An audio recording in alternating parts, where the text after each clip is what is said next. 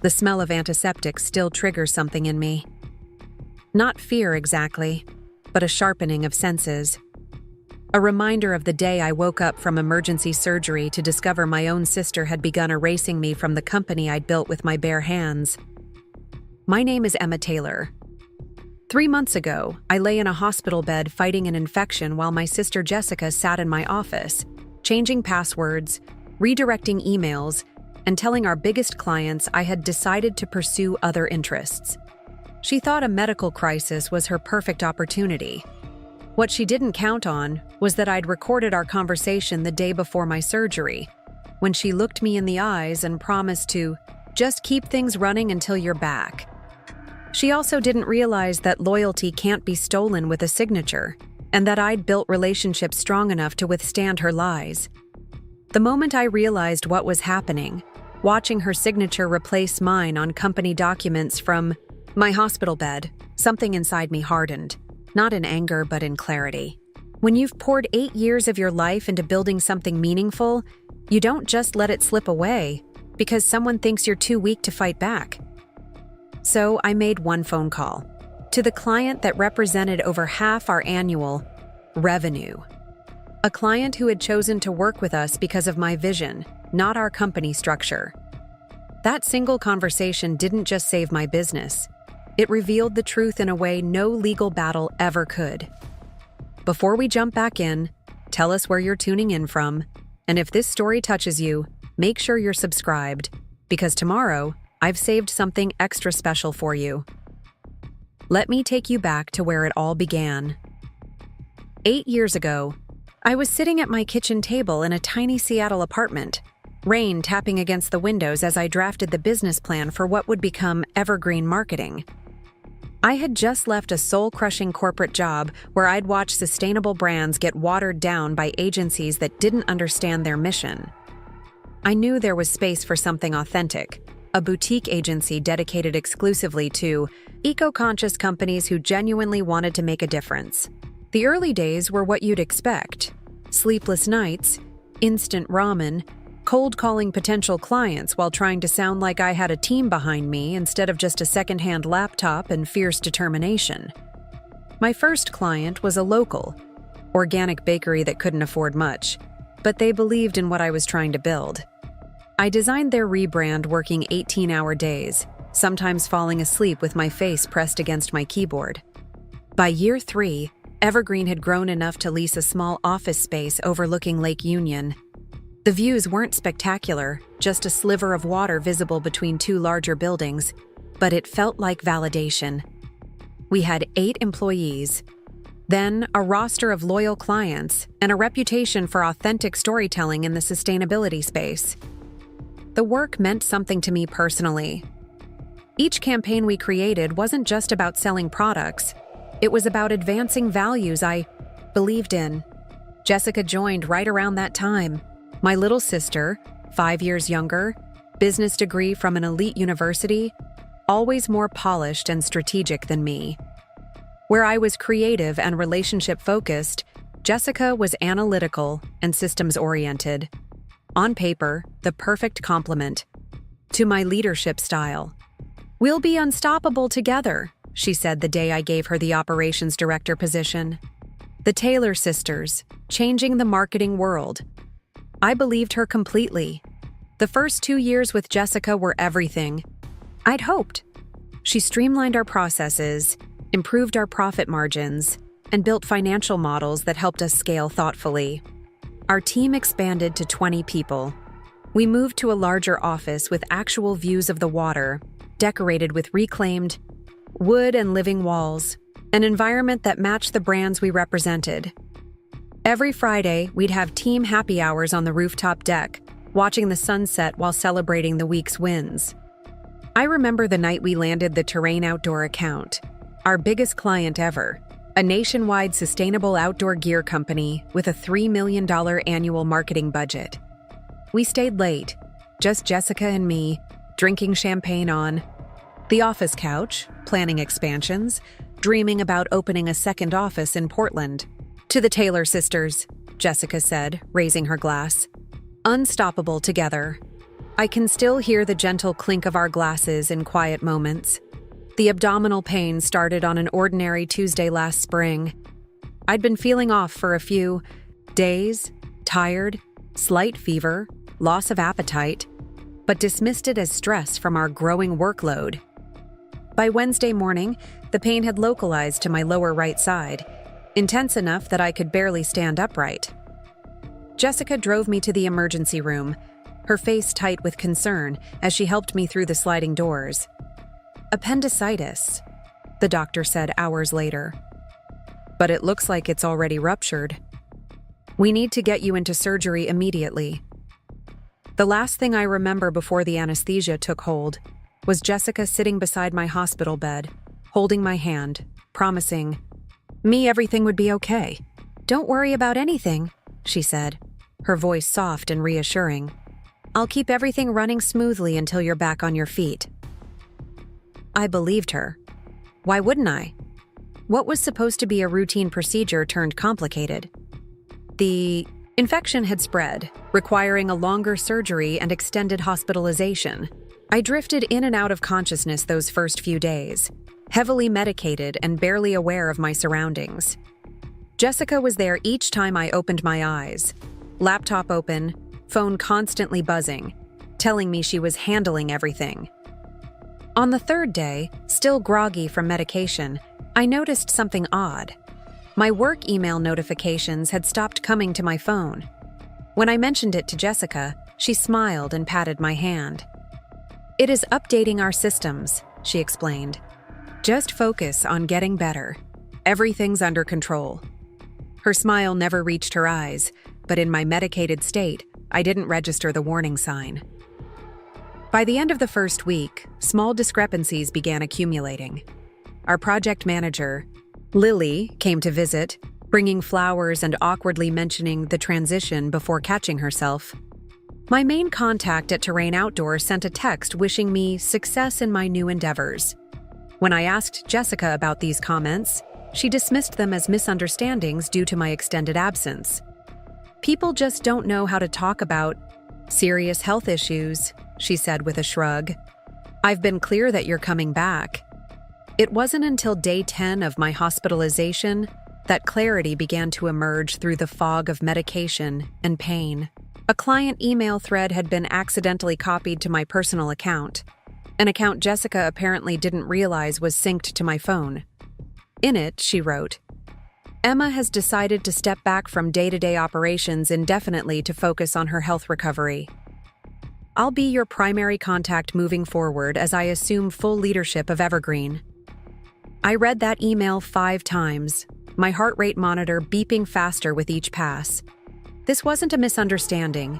This was calculated. Instead of confronting her immediately, I started paying closer attention.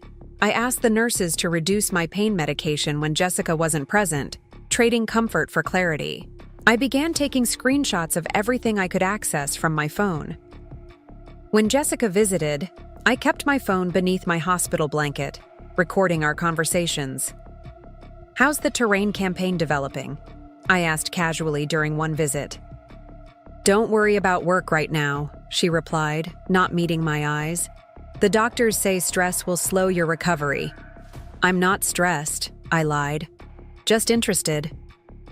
She gave vague answers about promising developments and new directions, but shared no specifics, unusual for someone who had always been meticulous about details. When she left that evening, I managed to log into our shared company drive, using an old password she hadn't thought to change. What I found made my blood run cold. Meeting notes I'd never seen, strategy shifts I hadn't approved, reorganization plans with Jessica listed as founder and CEO, while my name appeared nowhere. In one document labeled Transition Messaging, there were scripted responses for how team members should address questions about my absence. If asked, "Is Emma coming back?" Respond, "Emma is focusing on her health journey right now. We support her decision to step away from the demands of agency leadership." I stared at those words until they blurred, fighting the dual betrayal of my sister and my own body which was too weak to let me storm out of the hospital and reclaim what was mine. Preparing and narrating this story took us a lot of time, so if you are enjoying it, subscribe to our channel. It means a lot to us. Now back to the story. The final confirmation came 2 weeks into my hospital stay when my lawyer called. She was confused about the paperwork Jessica had submitted for review, documents transferring majority ownership of Evergreen to Jessica, citing my diminished capacity to lead due to ongoing health concerns. I refused to process anything without speaking to you directly, my lawyer explained. The language raised immediate red flags. That evening, a large arrangement of flowers arrived at my hospital room with a card that read, "To new beginnings. The team is excited about the direction we're headed." It was signed by Jessica and our management team. I placed the card on my bedside table, right next to my phone, which was still recording. In that moment, I didn't feel anger or even surprise, just a cold, clear certainty. "You won't win this," I whispered to the empty room. "You've forgotten who taught you how to play." The next time Jessica visited, I didn't scream or accuse. I didn't show her the evidence I'd been collecting or demand explanations. Instead, I asked thoughtful questions about specific clients, took notes, appeared grateful for her temporary leadership. I needed to understand exactly how far things had gone while I gathered my strength. When the doctor finally discharged me after 3 weeks, I didn't go straight to the office for a dramatic confrontation. I went to my best friend Mia's house to recover, telling Jessica I needed more time before returning to work. I watched as she grew more confident, more settled in my position, believing I was either too weak or too unaware to fight back. From Mia's guest room, I began methodically reconstructing what had happened. I reviewed every contract, every operating agreement. I discovered Jessica had used the temporary authorization forms I'd signed before surgery, documents she'd described as necessary for client approvals and payroll while I recovered, to begin the process of transferring company ownership. I reached out to individual team members, not to accuse or expose Jessica, but to check in, maintain relationships, gather information. Most seemed uncomfortable, caught between loyalty to me and the daily reality of Jessica's leadership. Few shared concerns about the rapid changes happening in my absence. "She's moved your office," whispered Diane, our senior designer, during a phone call that Jessica didn't know about. "Put all your personal items in storage. Said it was to give you space to heal without work distractions when you visited." Marco, our lead developer, was more direct. "Something feels off, Emma. She's changing passwords, restricting access to accounts you created." When I asked questions, she said it was streamlining for security purposes, but then watched over my shoulder until I logged out. Each conversation added another piece to the puzzle. Jessica wasn't just covering for me during a medical emergency. She was systematically erasing me, rebuilding the company's structure and narrative with herself at the center. She was betting that by the time I returned, if I returned, the transformation would be too complete to reverse. What she hadn't counted on was my patience or my connections. I hadn't built Evergreen by being impulsive or reactionary. I'd built it through strategic thinking, relationship cultivation, and an unfailing sense of timing. Most importantly, I tracked every client interaction Jessica had managed during my absence. Terrain Outdoor, our biggest account worth over $3 million annually, was scheduled for their quarterly strategy review in exactly 17 days. According to the calendar, Jessica had already informed them she would handle the presentation personally. For the next 2 weeks, I worked methodically while continuing my recovery. I compiled a digital trail of Jessica's systematic attempt to take over the company, altered documents, misleading communications to clients, backdated meeting minutes. I secured statements from 2 employees who had been uncomfortable with how events had unfolded and had documented their concerns. I also prepared a complete alternative presentation for Terrain Outdoor, one that incorporated elements Jessica wouldn't know about because they came from my conversations with their CEO months earlier. strategic directions we had discussed. Privately, insights about their upcoming product launches that Jessica wouldn't have been privy to. The effort exhausted me. My body was still healing, and there were nights I fell asleep with my laptop still open, waking to find Mia had gently moved it aside and covered me with a blanket. But each morning I resumed the work, driven by a clarity that felt almost transcendent. This wasn't just about ownership or control, it was about truth. About refusing to let someone rewrite a story I had poured my heart and soul into creating. I thought often about our childhood during those days of planning and evidence gathering. Jessica had always been the more competitive one, organizing. Neighborhood games where she inevitably emerged victorious, rearranging the rules mid-game if necessary. I'd always found it endearing. Her determination, her refusal to accept defeat. I never imagined those same traits would one day be weaponized against me. There were moments when doubt crept in. Maybe I was overreacting. Maybe her intentions were better than they appeared. Maybe the medication had distorted my perception of events. But then I'd reread the emails, review the documents, listen to the recordings, and the doubt would vanish, replaced by steely resolve. One evening, about a week after my discharge, Jessica called to check on me. Her voice was honeyed concern, asking about my pain levels, my medication schedule, whether I needed anything. Then she casually mentioned she'd been thinking about my future at Evergreen. "I've been wondering if this health scare might be a sign," she said softly. "A reminder that life is short and stress can kill.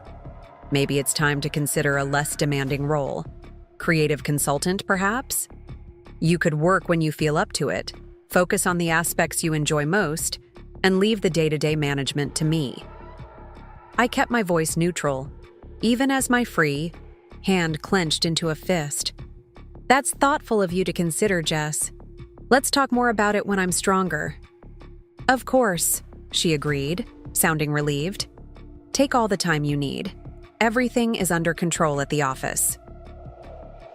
I didn't doubt that everything was exactly as she wanted it to be, but control is often more fragile than it appears, especially when built on deception.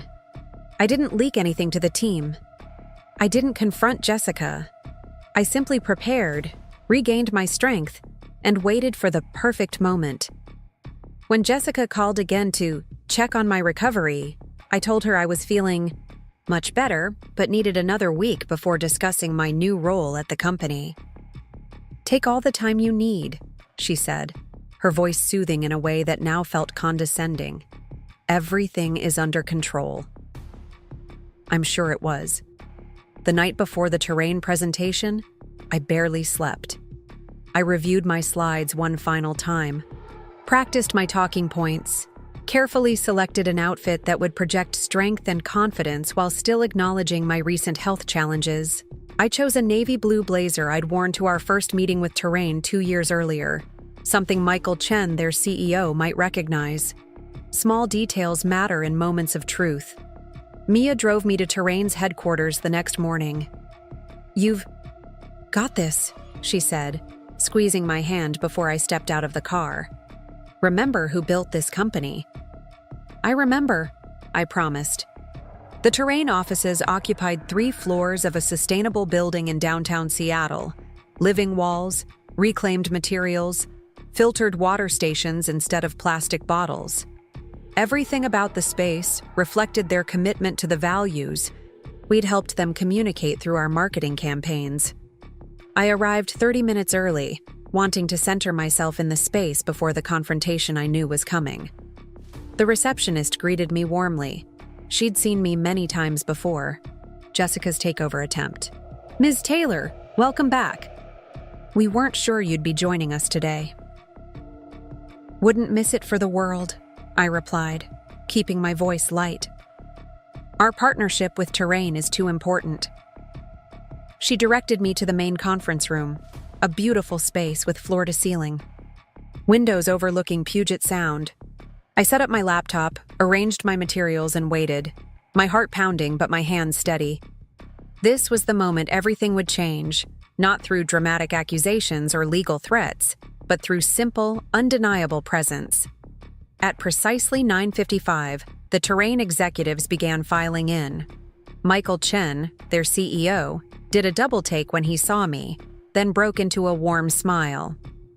"Emma, it's wonderful to see you recovered," he said, reaching to shake my hand. "We weren't expecting you today." "I wouldn't miss this presentation for anything," I replied calmly.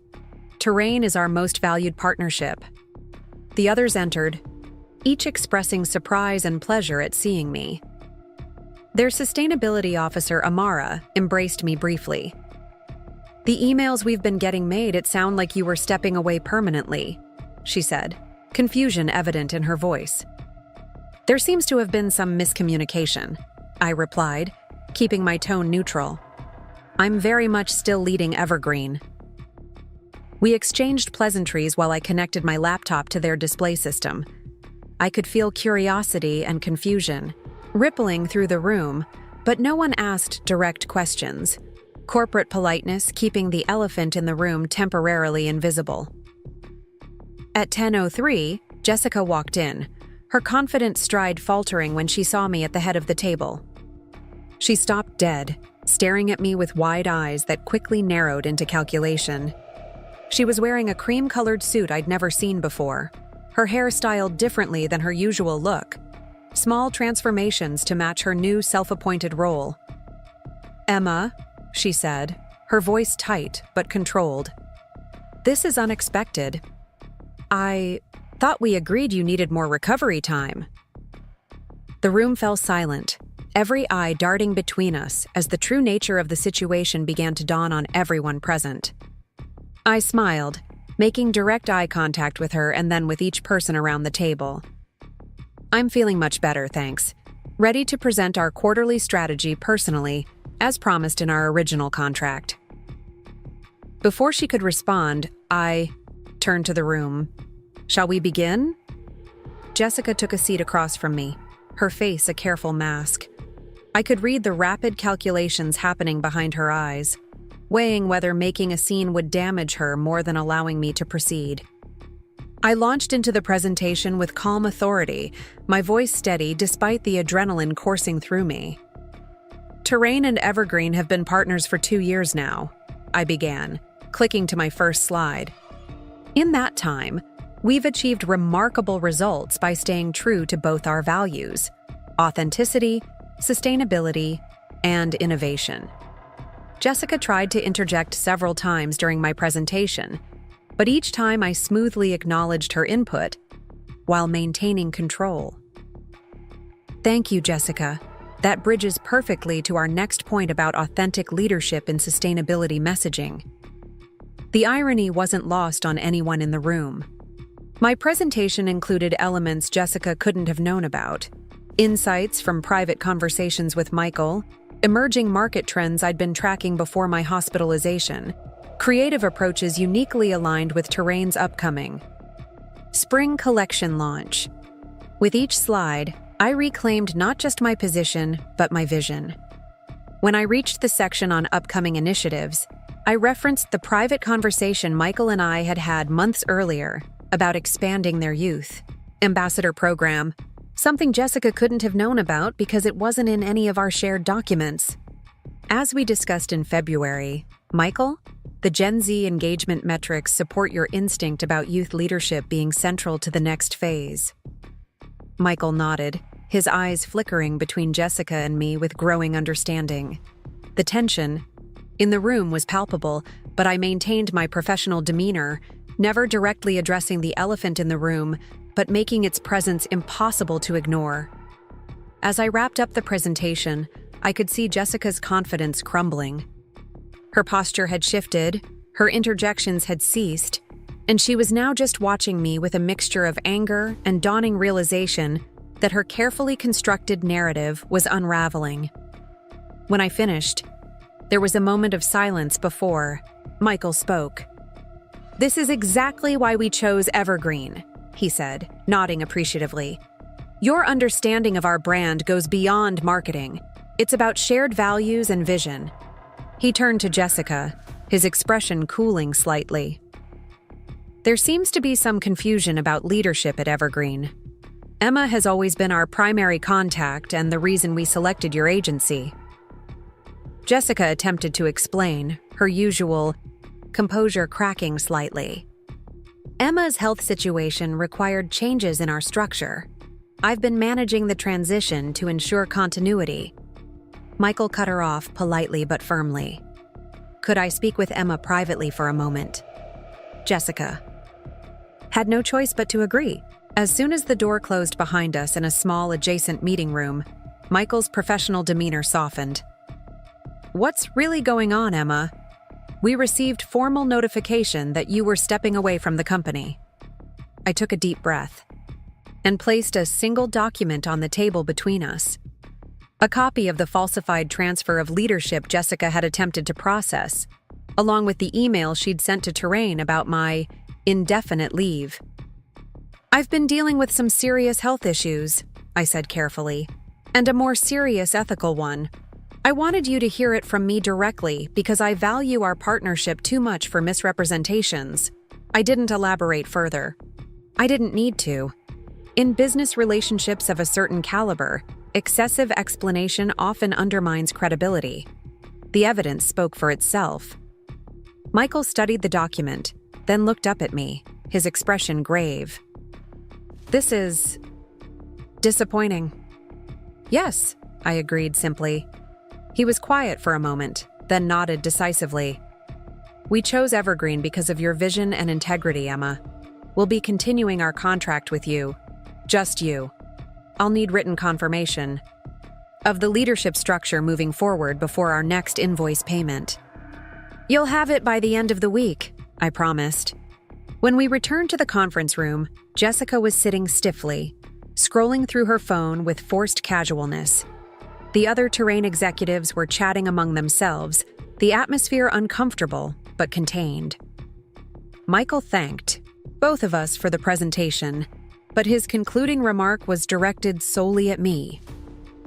Looking forward to continuing our work together under your leadership, Emma. The meaning was clear to everyone in the room. Jessica and I rode the elevator down in silence. It wasn't until we reached the lobby that she finally spoke, her voice low and controlled despite the flush of anger on her cheeks.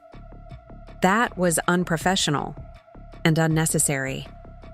We could have discussed the transition privately. I turned to face her directly. There is no transition, Jessica. There never was. Not one I agreed to. You signed the authorization for temporary management during medical leave, I interrupted calmly. Not for transfer of ownership or misrepresentation to our clients. Her expression hardened. You're making a mistake. I've been running things successfully for weeks. The team respects my leadership. Perhaps, I conceded. But Terrain represents 60% of our annual revenue, and they've made their preference clear.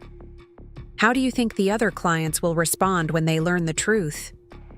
Something flickered in her eyes, the first recognition that her plan was unraveling.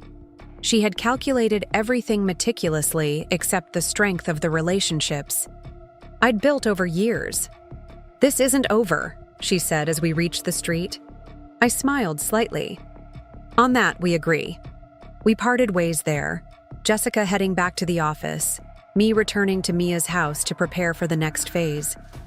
I knew Jessica would be scrambling now, trying to secure her position, potentially destroying evidence or accelerating her takeover attempts before I could fully reclaim my authority.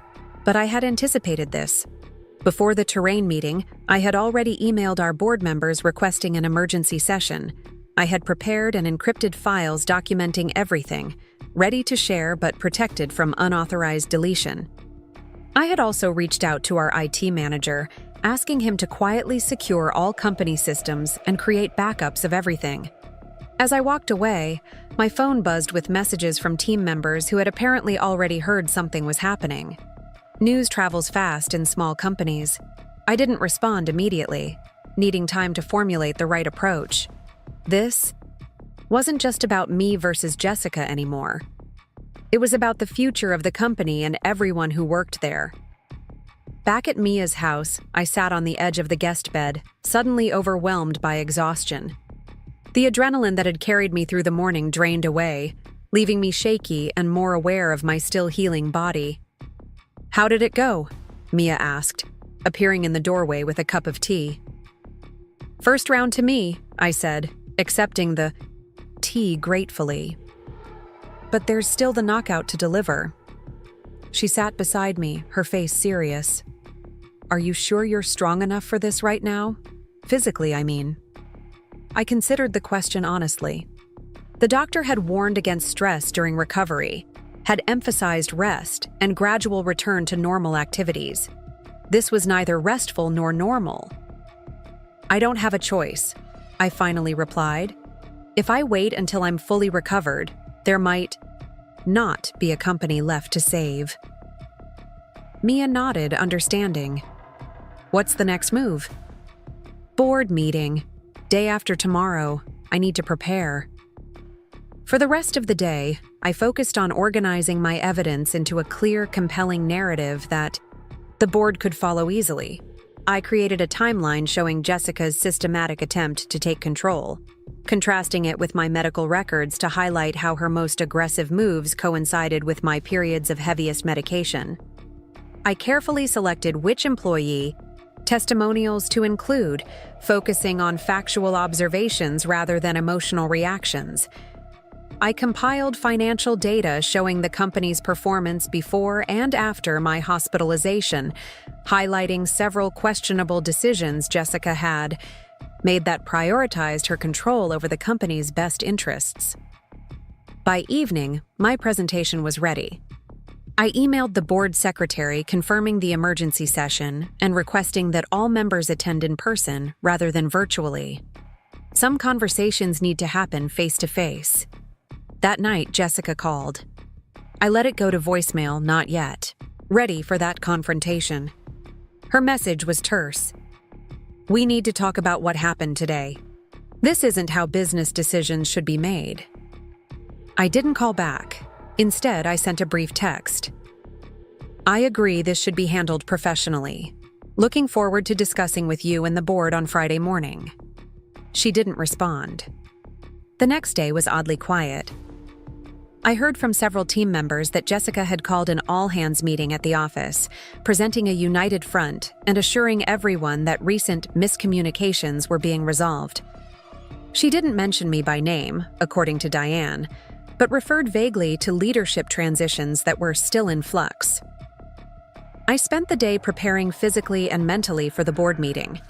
I rested, ate well, reviewed my notes, and practiced key points I wanted to make. This wasn't about attacking Jessica. It was about protecting Evergreen and everyone who depended on it. Friday morning arrived with a clarity I hadn't felt since before my hospitalization.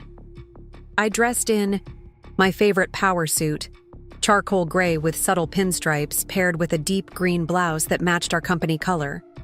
Green for Evergreen, for growth, for renewal. I arrived at the office 30 minutes before the scheduled meeting. It was strange walking into the space I'd created, but now felt somewhat foreign. Staff members looked up as I passed, expressions ranging from surprise to relief to confusion. I smiled and nodded, but didn't stop to chat. That would come later. The boardroom was on the top floor, a space I'd designed with large windows and a reclaimed wood table that spoke to our sustainable values.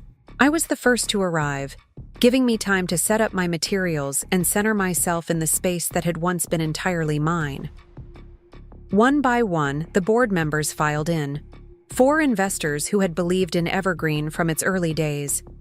They greeted me warmly but reservedly, clearly unsure about exactly what was happening. Jessica arrived last, her face composed but her knuckles white as she gripped her leather portfolio. "Thank you all for coming on such short notice," I began once. Everyone was seated. "I've called this meeting to address a serious situation that developed during my recent medical leave. For the next 30 minutes, I presented a comprehensive timeline of Jessica's actions during my hospitalization, supported by irrefutable documentation and witness statements. I showed emails she had sent misrepresenting my intentions, documents she had altered, Conversations she had recorded in meeting minutes that never occurred. I played a brief audio clip from my hospital room, Jessica promising to just keep things running until I recovered, juxtaposed with an email she sent the very next day claiming I had chosen to step away permanently. Throughout my presentation, Jessica's expression shifted from defiance to resignation. She attempted to interject several times, framing her actions as proactive leadership during a crisis, and suggesting that she had been acting in the company's best interest given the uncertainty of my recovery. But the evidence was too substantial, too systematic to dismiss as crisis management. "This isn't about revenge," I concluded, looking each board member in the eye. "It's about the future of Evergreen and the values we stand for. Our company was built on authentic relationships and integrity, principles that must be reflected in our internal operations as well as our client work." I proposed a clear path forward. Jessica would be removed from her position. All decisions made during my absence would be reviewed, and I would resume leadership with additional support until my health was fully restored. The board asked questions, pointed, thoughtful inquiries about specific documents and decisions. They asked Jessica to respond to the evidence presented. Her defenses grew increasingly weak as the meeting progressed, her initial confidence giving way to thinly veiled desperation. "Emma was seriously ill," she insisted. "The doctors weren't sure when or if she would be able to return to full capacity. I made difficult decisions to protect the company." "By misleading clients about her condition and intentions?" one board member asked coolly. "By attempting to transfer ownership without proper authorization?" Jessica had no satisfactory answer. The board deliberated for less than 20 minutes before reaching their decision. They voted unanimously to remove Jessica from her position and restore me as CEO. They also agreed to a full audit of all decisions made during my absence, with the right to reverse any agreements that had been entered into under false pretenses. Jessica sat motionless as the verdict was delivered, her face unreadable. When asked if she wanted to make a statement, she simply said, "I believed I was acting in the best interest of the company given the severity of Emma's condition and the uncertain timeline of recovery." No one in the room believed her.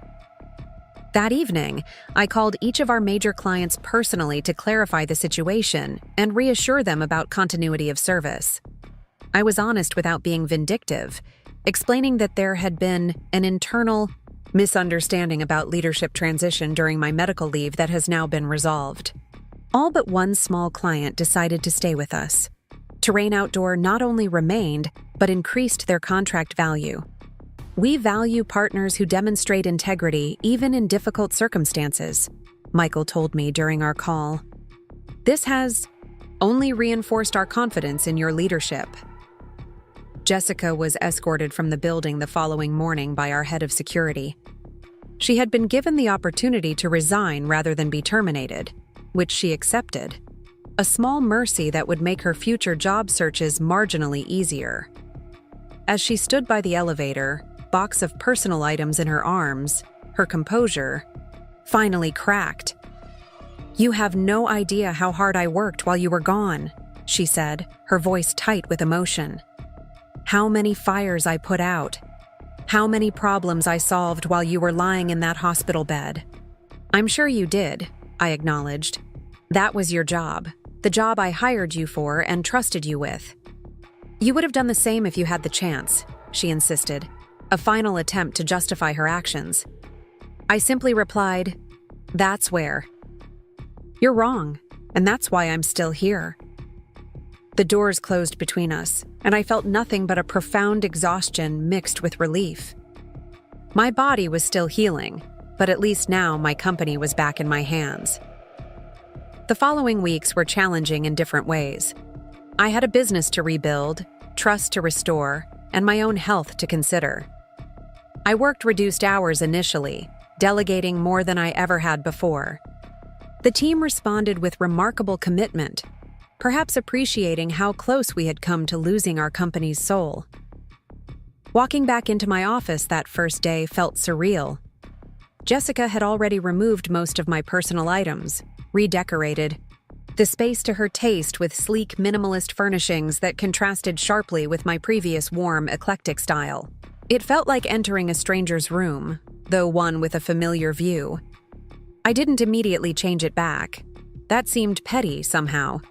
Instead, I opened the windows to let fresh air circulate, placed a single plant on the windowsill, a peace lily from Mia, and focused on the work ahead. The first all-hands meeting was awkward but necessary. I stood before the team, still thinner than before my illness, but steady on my feet. I didn't dwell on what had happened with Jessica, focusing instead on our path forward. Evergreen was built on relationships, with our clients, with our community, and with each other, I told them. Recent events tested those relationships, but they've emerged stronger. Now we rebuild, together. Some faces showed relief, others lingering confusion or concern. Change, even change back to something familiar, is always disruptive. I opened the floor for questions, answering each one honestly, but without vilifying. Jessica more than necessary. Many were concerned about their jobs, about the stability of the company after such upheaval. Your positions are secure, I assured them. This was never about downsizing or restructuring. It was about maintaining the vision and values that brought us all together in the first place. Gradually, day by day, a new normal began to emerge. We held department meetings to review projects initiated during my absence, keeping those with merit and reworking others to better align with our core mission. I met individually with each team member, listening more than speaking, learning what had transpired in my absence beyond what documents could show. Some had been uncomfortable with Jessica's approach, but felt powerless to question it. Others had genuinely believed I was stepping away permanently and had adapted accordingly. A few had thrived under her more hierarchical management style and were now uncertain about readjusting. All these perspectives were valuable, containing lessons I might have missed had everything continued smoothly. Crisis, while painful, often reveals truths that comfort conceals. 6 months have passed since that day. Our office still overlooks Lake Union, but we've made significant changes. Our company values are now literally written on the wall: transparency, integrity, sustainable relationships. My door is always open, and decision-making is more collaborative than ever. We hired a new operations director, someone with impeccable references and a track record of ethical leadership. The vetting process was thorough, involving multiple team members and transparent discussions about expectations. Her name is Renee, and she brings 20 years of experience in sustainable business practices, along with a refreshing directness that helps prevent misunderstandings before they can take root. The team has grown stronger through the challenge, more united in our mission. There's a new level of ownership among everyone, not just in their specific roles, but in protecting what we've built together. When we landed a new major client, 3 months after Jessica's departure, the celebration felt more meaningful than any before it. This wasn't just another account. It was validation that we could not only survive crisis, but emerge stronger. Jessica started her own agency across town. We don't speak, though I heard she's doing well enough with smaller clients. Some relationships can't be repaired, and that's okay. Family ties don't justify betrayal, and blood relation doesn't guarantee ethical behavior. Our mother called me a month after everything happened, her voice hesitant and strained. She'd heard Jessica's version of events, that I had pushed her out of a company she'd helped build, that I'd been unreasonable about her attempts to protect the business during my illness. I listened quietly, then asked one question. Did she tell you she tried to transfer ownership to herself while I was in the hospital? The silence on the other end told me everything I needed to know.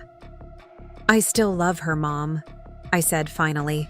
But trust, once broken that completely, can't be mended with family dinners and forced reconciliation. Every Monday morning, we now Have team breakfasts where anyone can raise concerns or questions about any aspect of the business. Trust isn't just expected, it's actively nurtured through consistent, transparent communication. The first few sessions were awkward, with people hesitant to speak openly after what had happened. But gradually, genuine dialogue emerged. During one such breakfast, Marco suggested implementing a shared governance model for major company decisions, something I might have resisted before my experience with Jessica. Now it seemed not just reasonable but necessary. We developed a framework where significant changes require consultation with department heads, creating a system of checks and balances that protects everyone. This experience changed me in ways I never expected.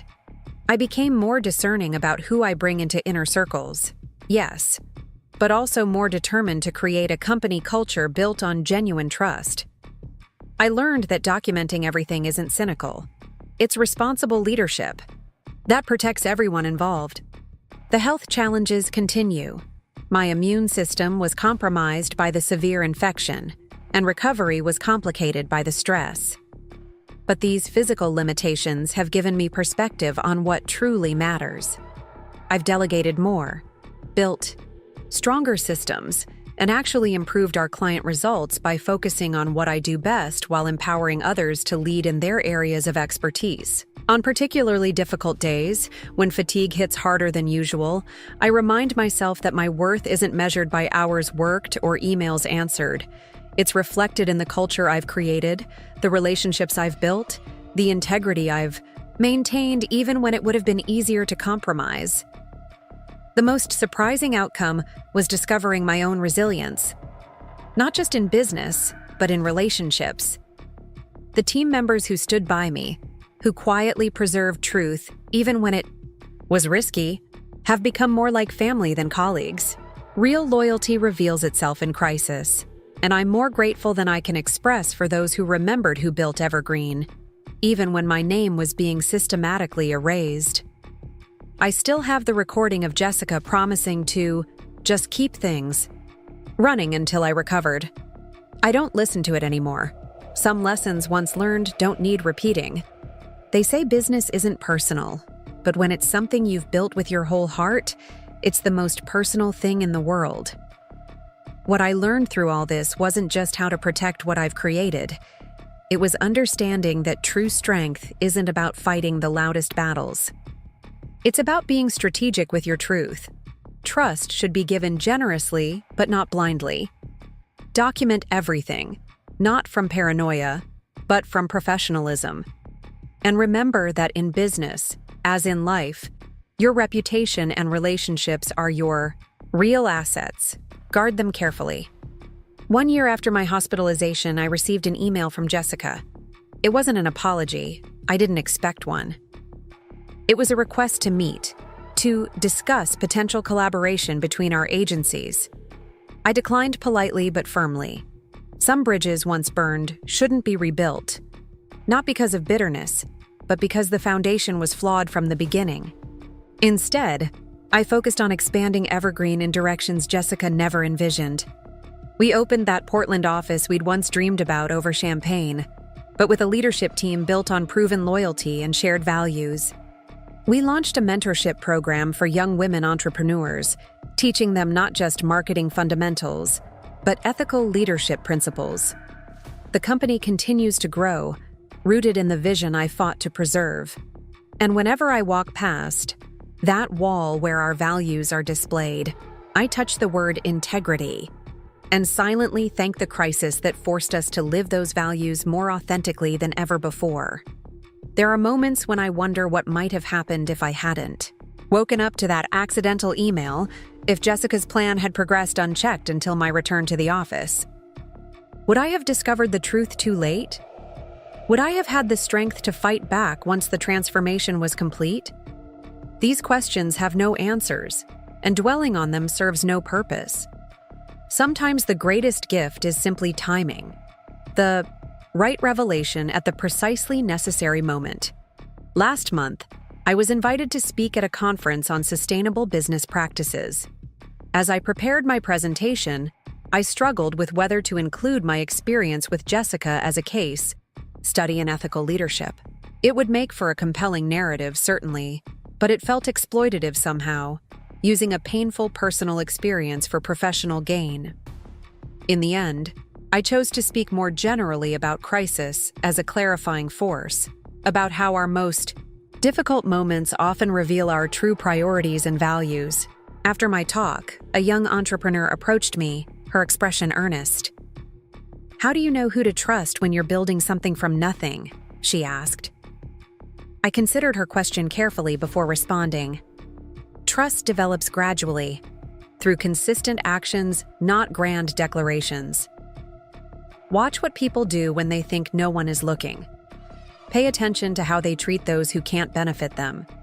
And remember that the people who stand by you when things fall apart are infinitely more valuable than those who only celebrate your successes.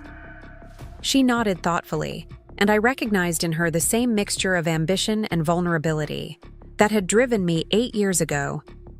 I gave her my card and invited her to call if she ever needed guidance. Supporting other women in business has become increasingly important to me, not just as mentorship, but as a form of protection. The more we share our experiences, the harder it becomes for others to exploit moments of weakness. The Portland office exceeded our projections in its first quarter, bringing in 3 new major clients aligned perfectly with our sustainability focus. I visited monthly, working closely with the team there to ensure they felt connected to our Seattle headquarters while still developing their own regional identity. During one such visit, I found myself standing on the rooftop deck of their building, looking out over the city as the sun set behind Mount Hood. 24 hours on a train, I thought, remembering Jessica's words from our champagne celebration years ago. That's how long it would take to connect our offices by rail rather than plane, reducing our carbon footprint. It had been her idea originally, one of many contributions she had made that genuinely improved Evergreen. For a moment, I felt a pang of what might have been. If she had channeled her ambition differently, if she had been content to build alongside me rather than attempting to replace me, we could have created something remarkable together. The Taylor sisters, changing the marketing world.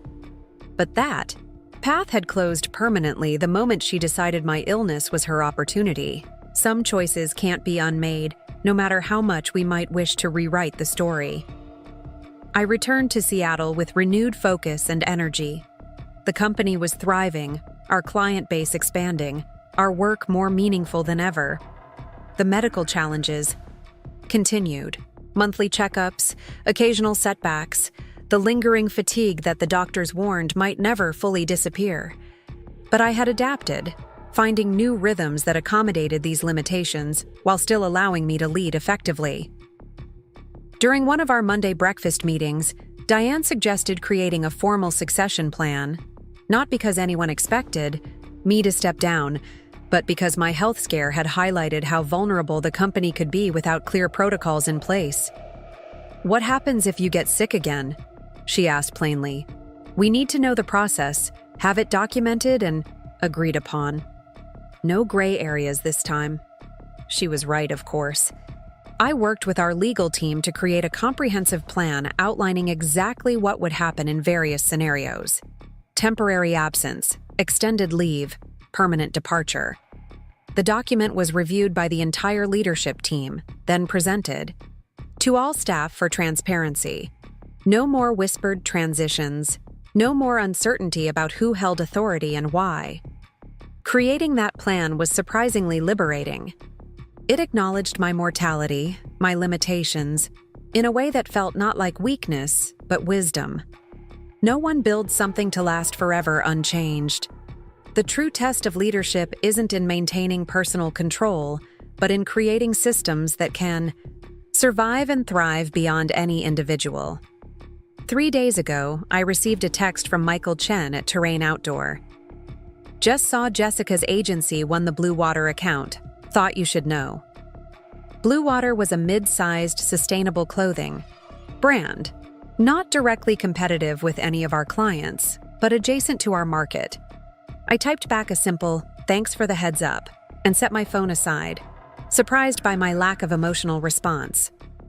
A year ago, this news might have triggered anxiety or resentment. Now it felt like distant information about someone I used to. No. Perhaps that's the final stage of healing. Not forgiveness exactly, but indifference. Jessica's choices no longer affected me, professionally or personally. We operated in the same industry, but in separate universes, her actions no more relevant to my daily life than those of any other competitor. That evening, as I walked home along the waterfront, I found myself reflecting on the strange journey of the past 18 months. From building a company with my sister to fighting to reclaim it from her, from physical illness to renewed health, from betrayal to rebuilding. None of it had been in my business plan, none of it predictable or preventable. Yet somehow I wouldn't change it. Not the appendicitis, not Jessica's betrayal, not the painful recovery, physical and professional, that followed. These experiences had forged something in me that success alone never could. An unshakable understanding of my own resilience, my capacity to face the worst and still move forward with grace and purpose. The sun was setting over Elliott Bay, painting the water in shades of gold and rose. I stopped walking for a moment, just breathing in the salt air and watching the light change. A seagull landed on the railing beside me, regarding me with bright, curious eyes before taking flight again. In that moment, I felt a profound sense of peace. Not because everything was perfect, it wasn't. Not because all wounds had healed. Completely, some never would. But because I had discovered something essential. We are not defined by what happens to us, but by how we respond when the unimaginable occurs. 2 years to the day after my hospitalization, I received an invitation to speak at the Northwest Sustainable Business Summit. The keynote address, no less, a significant honor in our industry. The theme was resilience in business, and the organizer, someone who knew my story through industry circles, thought I would be the perfect voice to open the conference. I accepted immediately, recognizing both the professional opportunity and the symbolic milestone.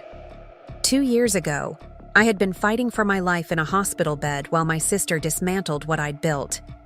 Now I would stand before hundreds of industry leaders, sharing insights from a journey that had nearly broken me but ultimately made me stronger.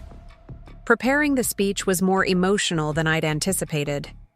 I found myself revisiting memories I'd carefully compartmentalized. The moment I discovered Jessica's deception, the board meeting where I reclaimed my company, the painful conversations with team members who had been caught in the crossfire. These weren't just business anecdotes. They were deeply personal wounds that had shaped who I'd become. The morning of the summit, I woke before dawn, watching the sky gradually lighten over the Seattle skyline. I felt calm, centered, ready to transform my experience into something valuable for others. My outfit was carefully chosen, a forest green suit that spoke to Evergreen's brand, while projecting the confidence and authority I'd fought so hard to maintain. The conference center buzzed with energy as I arrived. Business cards exchanged, conversations flowing, the excited anticipation that precedes any gathering of like-minded professionals. I was shown to a small preparation room where I could review my notes before being introduced. As I waited, my phone buzzed with a text from Mia. "Knock 'em dead, warrior." I smiled, grateful for her unwavering support through every phase of this journey. The introduction was generous, highlighting Evergreen's growth and innovation without mentioning the crisis that had nearly destroyed it. That part would be mine to share, if and how I chose. As I walked to the podium, the applause was warm, welcoming. I took a deep breath and began. 2 years ago, I woke up in a hospital bed to discover that while my body was fighting infection, my company was being systematically dismantled by someone I trusted completely. My sister, my business partner, had seen my illness not as a crisis to manage, but as an opportunity to seize. The room fell silent. This wasn't the typical business. conference opener about market trends or innovative strategies. This was raw, personal, unexpected. The story I'm here to share isn't about betrayal, though betrayal is where it begins.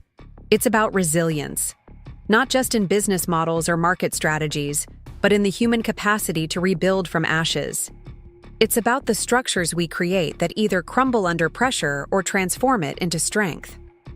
For the next 40 minutes, I walked them through my journey, not as a victim seeking sympathy, but as a leader offering hard-won wisdom. I spoke of crisis as a crucible that reveals our true priorities, of how our most difficult moments often contain our most important lessons. I shared the concrete changes we'd implemented at Evergreen, the shared governance model, the transparent communication systems, the formal succession planning that had made our company more resilient while honoring our core values. Sustainable business isn't just about environmental practices or social responsibility, though those are essential, I concluded. It's about creating organizations that can weather storms without sacrificing their souls. It's about building foundations strong enough to support growth, but flexible enough to adapt to unexpected challenges. Most importantly, it's about nurturing relationships rooted in genuine trust rather than convenience or proximity. The standing ovation caught me by surprise. As the applause washed over me, I felt a weight lifting, the final release of a burden I hadn't realized I was still carrying. My story was no longer just mine.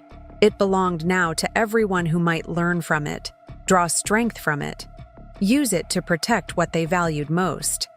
After the speech, people lined up to speak with me, sharing their own experiences of betrayal and resilience, asking for advice about protecting their businesses from similar vulnerabilities. I listened, offered what wisdom I could, exchanged contact information with those who seemed genuinely interested in continuing the conversation. As the crowd thinned, I noticed a woman waiting patiently at the edge of the group. Something about her seemed vaguely familiar, though I couldn't place her immediately. When we finally stood face to face, recognition dawned. "Elena," I said, remembering. "You worked at Evergreen for a few months during the transition period, didn't you?" She nodded, looking uncomfortable. "I was Jessica's executive assistant. I left shortly after." Everything happened. I tensed slightly, unsure what to expect from this encounter. Elena had been hired during my absence and had worked closely with Jessica during the takeover attempt. She'd resigned voluntarily before I could determine her level of involvement. "Your speech was powerful," she said, her eyes meeting mine directly. "And I owe you an apology. I knew what was happening wasn't right, but I didn't speak up. I told myself it wasn't my place, that I was just doing my job. I've regretted that silence every day since." Her honesty disarmed me. "We all make choices. We wish we could revisit," I said. "What matters is what we learn from them." "I learned to trust my ethical compass even when it's uncomfortable," she replied. "I'm starting my own consulting practice now, helping small, sustainable businesses with operations. I'd love to get your advice sometime, if you're willing." I handed her my card, surprised by how natural the gesture felt. "Call me. We'll have coffee." As I left the conference center, I realized Elena's appearance had completed some kind of circle. The past wasn't erased, nothing could do that, but it was fully integrated now, transformed from an open wound into a source of wisdom I could share with others.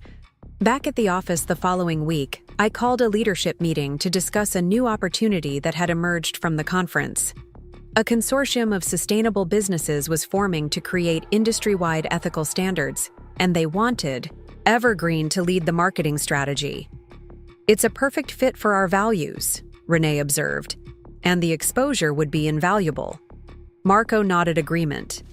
"But the timeline is tight. We'd need all hands on deck for the next 3 months." "Are we ready for that kind of push?" I asked, genuinely curious about their assessment. "We've been careful about work-life balance since the restructuring."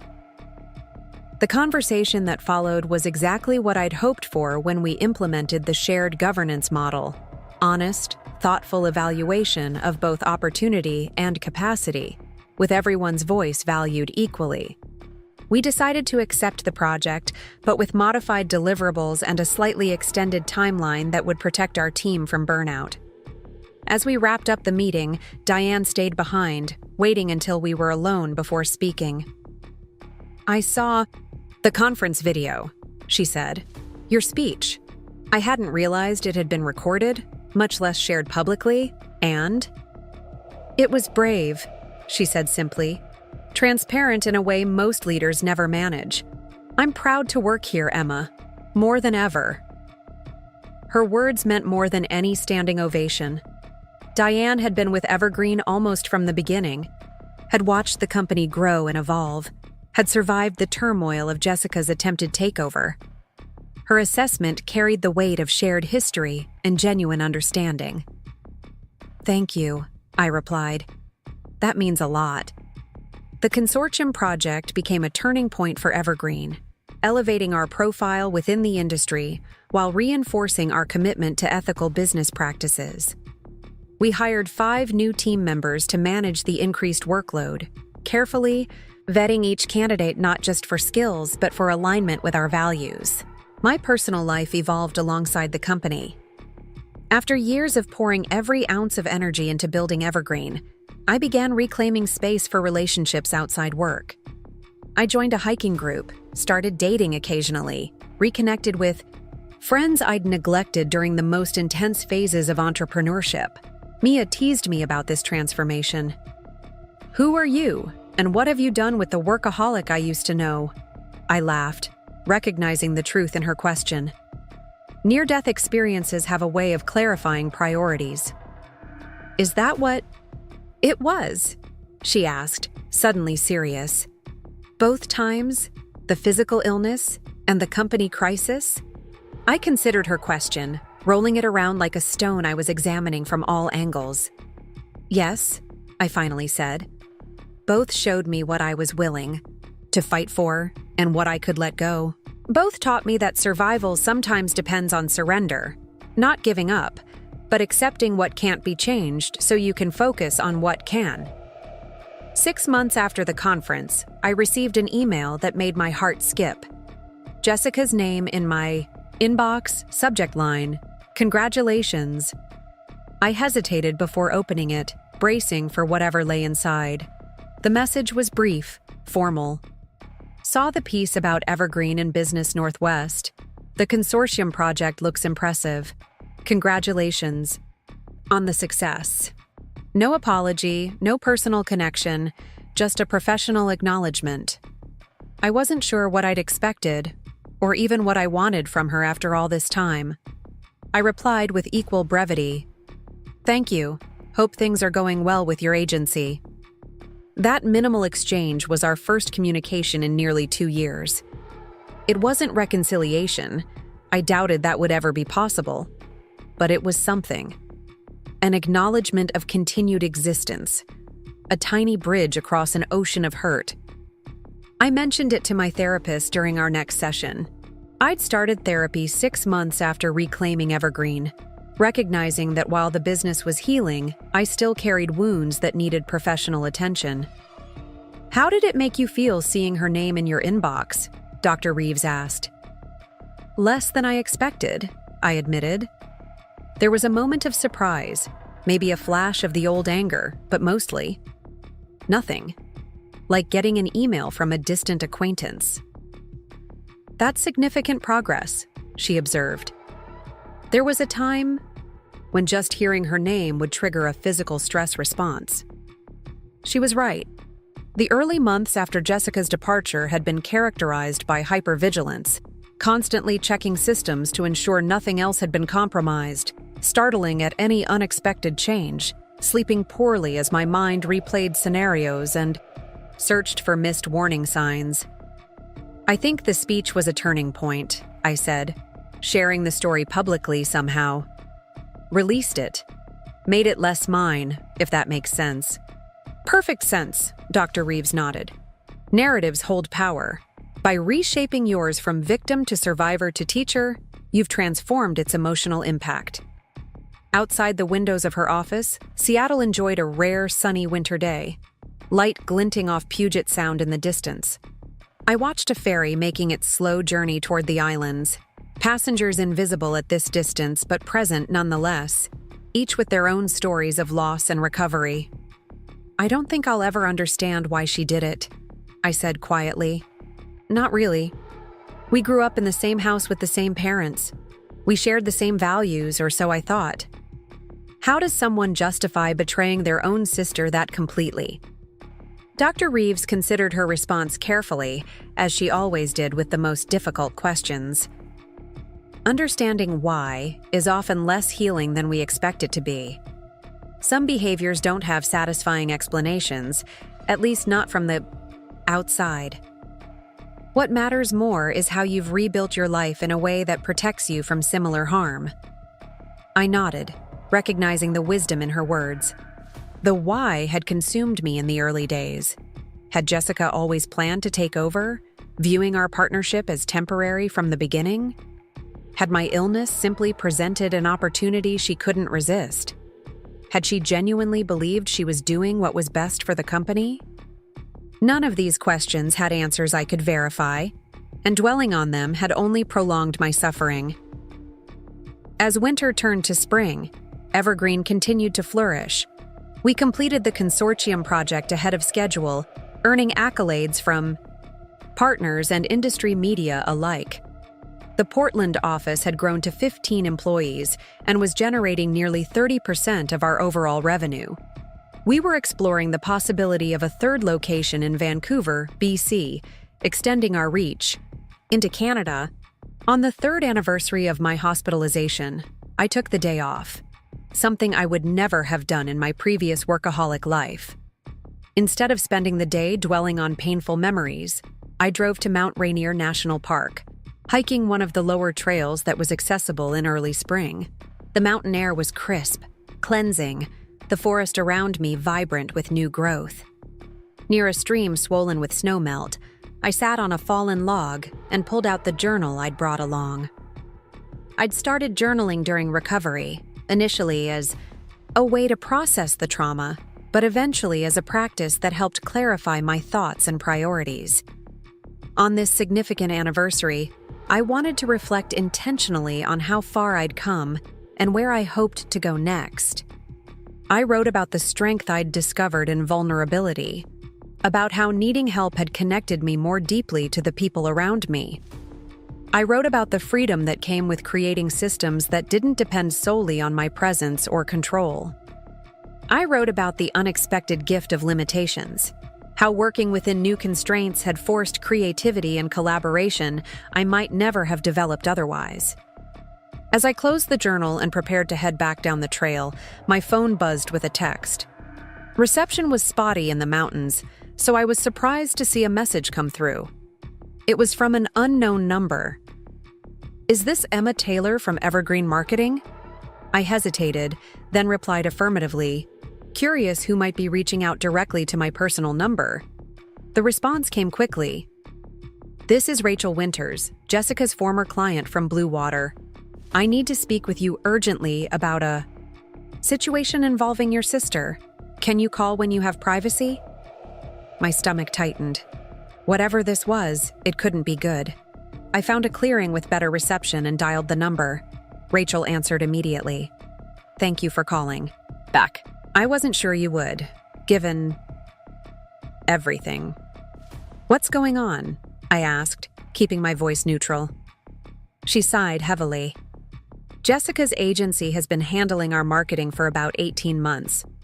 Recently, we discovered some significant discrepancies in the billing and deliverables. When confronted, she became defensive, then threatened to release proprietary information about our upcoming collection if we terminated the contract." I closed my eyes briefly, absorbing this new reality. Jessica hadn't learned from her past mistakes. She'd simply found new targets. "I'm sorry to hear that," I said carefully, "but I'm not sure how I can help. Jessica and I don't speak." "We're aware of your history," Rachel replied, That's actually why I'm calling. Several of our board members attended the Northwest Summit, where you spoke last year. They were impressed by your integrity in handling a difficult situation. We'd like to meet with you to discuss potentially transitioning our account to Evergreen. The irony wasn't lost on me. Jessica's attempt to take my company had ultimately cost her a major client, who was now turning to me because of how I'd handled that very betrayal. I'd be happy to meet, I said, but I want to be clear. If you're looking for someone to help you retaliate against Jessica, that's not something I'm interested in. Our approach would be professional and focused on your needs, not on any personal history. That's exactly why we want to work with you, Rachel said, sounding relieved. Professional integrity is what we need right now. We scheduled a meeting for the following week, and I continued my hike with mixed emotions. There was no satisfaction in hearing that Jessica was repeating destructive patterns, potentially damaging her reputation beyond repair. Despite everything, some small part of me still hoped she would find her way to a more ethical path. The Blue Water meeting went well, and within a month, we had signed them as a new client. I assigned Diane as the lead account manager, wanting to maintain some personal distance from a situation that could easily become complicated by my history with Jessica. The transition was handled professionally on our end, with no mention of the circumstances that had prompted Blue Water's decision to switch agencies. If Jessica knew I was now serving her former client, she never reached out to address it directly. Summer brought change to Evergreen. We moved to a larger office space in a renovated warehouse near the waterfront, the growing team having finally outgrown our Lake Union location. The new space reflected our evolving identity, open and collaborative, with studios for content creation, flexible meeting areas, and plenty of natural light.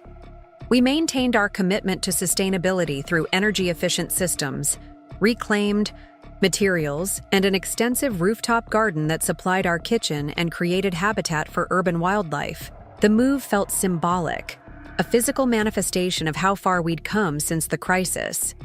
Nothing in the new space carried shadows of Jessica's brief tenure. Everything felt fresh, intentional, aligned with the values we'd recommitted to during rebuilding. On moving day, as team members unpacked boxes and arranged their workstations, I found myself on the rooftop garden, watching the sunset over Elliott Bay. Marco joined me, handing me a glass of champagne from the celebration happening downstairs. "Remember when we thought we might lose everything?" he asked, leaning against the railing beside me. "Every day," I replied honestly. "It shapes every decision I make." He nodded, understanding. "The weird thing is, I think we're stronger for having gone through it, more intentional about who we are and what we stand for." "Crisis as crucible," I said, quoting my conference speech. "It either breaks you or forges something stronger." We clinked glasses, watching a container ship move slowly across the horizon, carrying goods between distant ports. Below us, our team continued settling into the space that would house the next chapter of Evergreen's story. That night, I dreamed of Jessica for the first time in months. Not Jessica the betrayer, calculating and cold, but Jessica, my little sister, the girl who had followed me everywhere as a child, who had looked at me with undisguised admiration when I landed my first major client. In the dream, we were walking along a beach, talking about nothing important, the way we used to before business and ambition complicated everything. I woke with tears on my face, mourning not just what I'd lost, but what she had lost too. The chance to build something meaningful, through collaboration rather than conquest, the joy of shared success, the foundational trust that makes any relationship truly valuable. The dream lingered as I prepared for work, prompting me to dig through old photos I rarely looked at anymore. I found one from the early days of Evergreen, Jessica and me in our first tiny office, arms around each other's shoulders, grinning, with the infectious optimism of people who haven't yet been tested by real challenge. On impulse, I took a photo of the picture and texted it to Jessica with no message attached. It was the first time I'd initiated contact since everything happened. Hours passed with no response. I tried not to check my phone obsessively, telling myself it didn't matter, that I hadn't expected anything anyway. Around midnight, as I was preparing for bed, a reply finally came through. The same photo, but with a simple message beneath it. We were so young.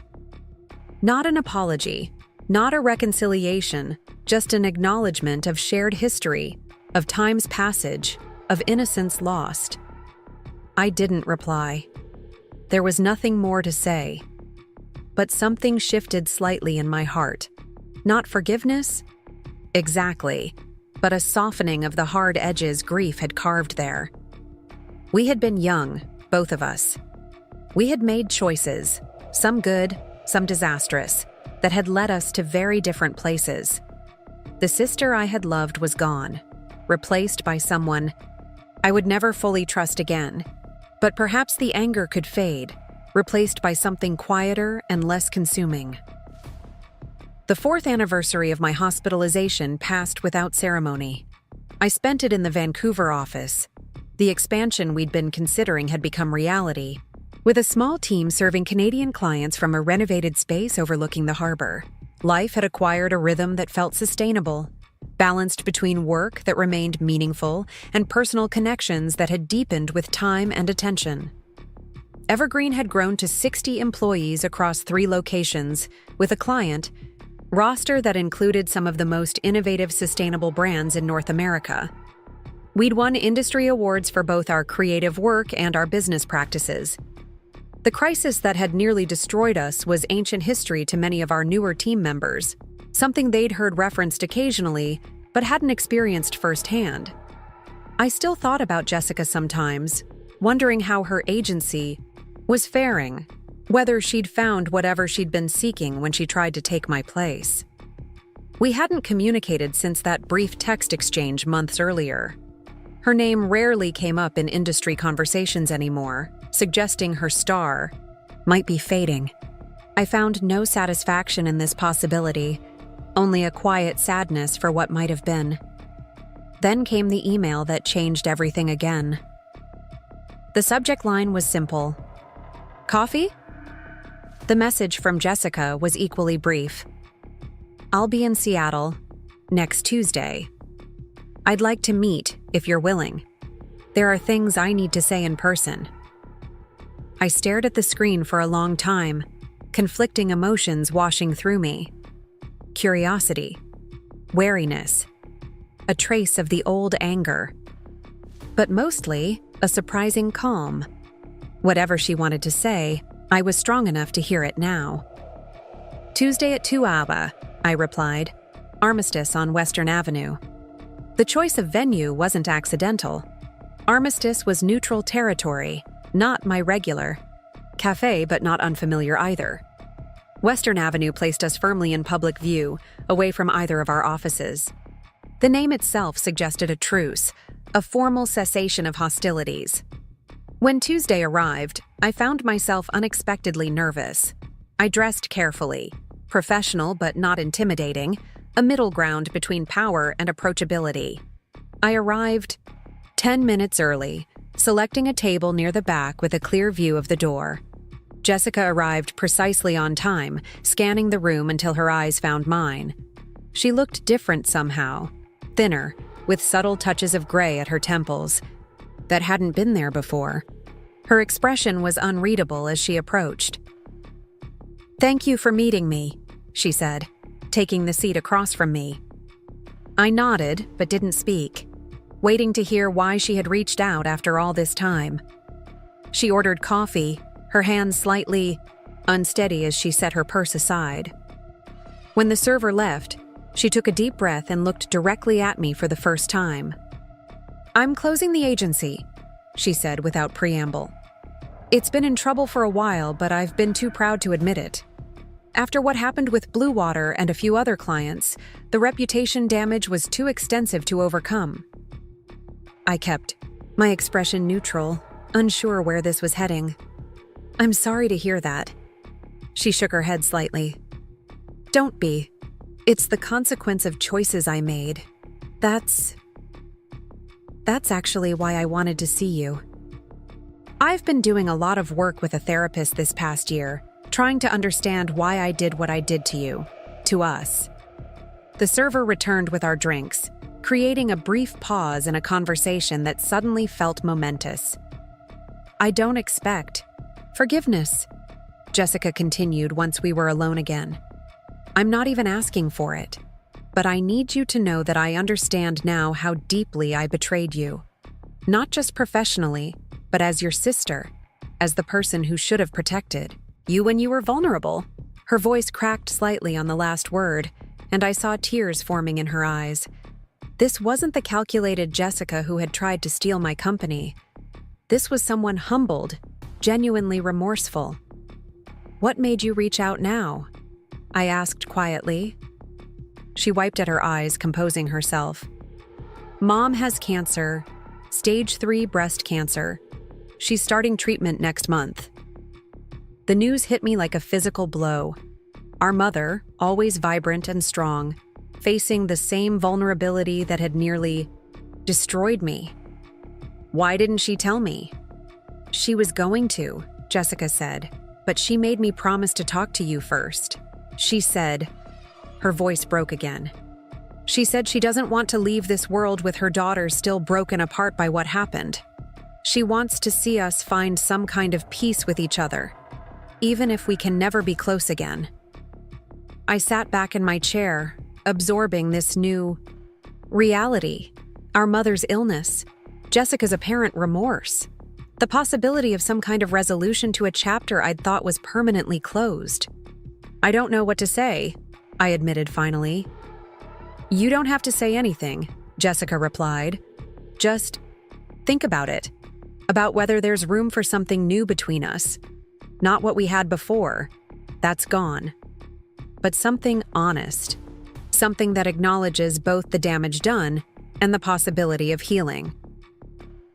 We talked for another hour, cautiously at first, then with increasing openness. She told me about the collapse of her agency, about the lessons she'd learned through failure, about the therapy that had forced her to confront the jealousy and insecurity that had driven her to betray me. I shared updates about Evergreen, about my ongoing health challenges, about the systems we'd built to prevent anyone from ever again exploiting a moment of vulnerability. It wasn't reconciliation, not yet, perhaps not ever, but it was a beginning, a small crack in the wall of silence and hurt that had separated us for 4 years. As we prepared to leave, Jessica hesitated, then reached into her bag and pulled out a small wrapped package. I brought this for you. Open it later, when you're alone. I accepted it cautiously, not making any promises about what might come next. We parted with an awkward half-hug, neither of us quite ready for more, but both acknowledging that something had shifted. Back in my apartment that evening, I carefully unwrapped the package. Inside was a leather-bound notebook, its cover embossed with a simple tree, the original Evergreen logo I'd designed at my kitchen table 8 years ago. When I opened it, I found a handwritten note on the first page. Emma, this belongs to you. It always did. I found it while clearing out my office and realized I should have returned it long ago. It's the original business plan for Evergreen, the one you showed me when you first asked me to join you. I kept it when I shouldn't have, like so many other things that were never mine to take. I'm sorry. Some trees grow stronger after fire. Yours certainly has. J. Beneath the note were pages of my own handwriting. Hopes, dreams, plans for a company that would change how sustainable brands told their stories. The margins were filled with Jessica's annotations from those early days, her excitement and support evident in every enthusiastic comment. I ran my fingers over the faded ink, feeling the weight of all that had happened since these words were written. The betrayal, the fight to reclaim what was mine, the rebuilding, the growth that would have been impossible without crisis as catalyst. And now, this unexpected opening, not to the past, which could never be recovered, but to a future where old wounds might finally begin to heal. My name is Emma Taylor. I built a company from nothing, lost it through betrayal, and reclaimed it through strategy and strength. But more importantly, I learned that true success isn't measured by what you own or control. It's reflected in the integrity you maintain when everything else is falling apart. That night, I sent a text to Jessica. I'll visit Mom with you this weekend. We can start there. It wasn't forgiveness. It wasn't forgetting. But it was a step forward into whatever came next. Not just for Evergreen, but for me. The drive to our mother's house in Tacoma was quiet, tension filling the car despite our tentative truce. Jessica drove, her knuckles white against the steering wheel, while I watched the familiar landscape of Western Washington blur past my window. It had been over a year since I'd visited this house, holiday appearances carefully scheduled to avoid encountering my sister. Has she lost weight? I asked, breaking the silence as we exited the highway. Jessica nodded. Some, the doctors, say that's normal before treatment starts. She's still strong, still herself, just frailer somehow. The neighborhood hadn't changed. Same well-kept craftsman homes, same towering Douglas firs lining the streets, same sense of solid middle class, stability our parents had worked so hard to achieve. Mom's garden looked immaculate as ever, late summer blooms creating a riot of color against the gray shingled house. She doesn't know we're coming together, Jessica admitted as she parked in the driveway. I thought it might be easier this way.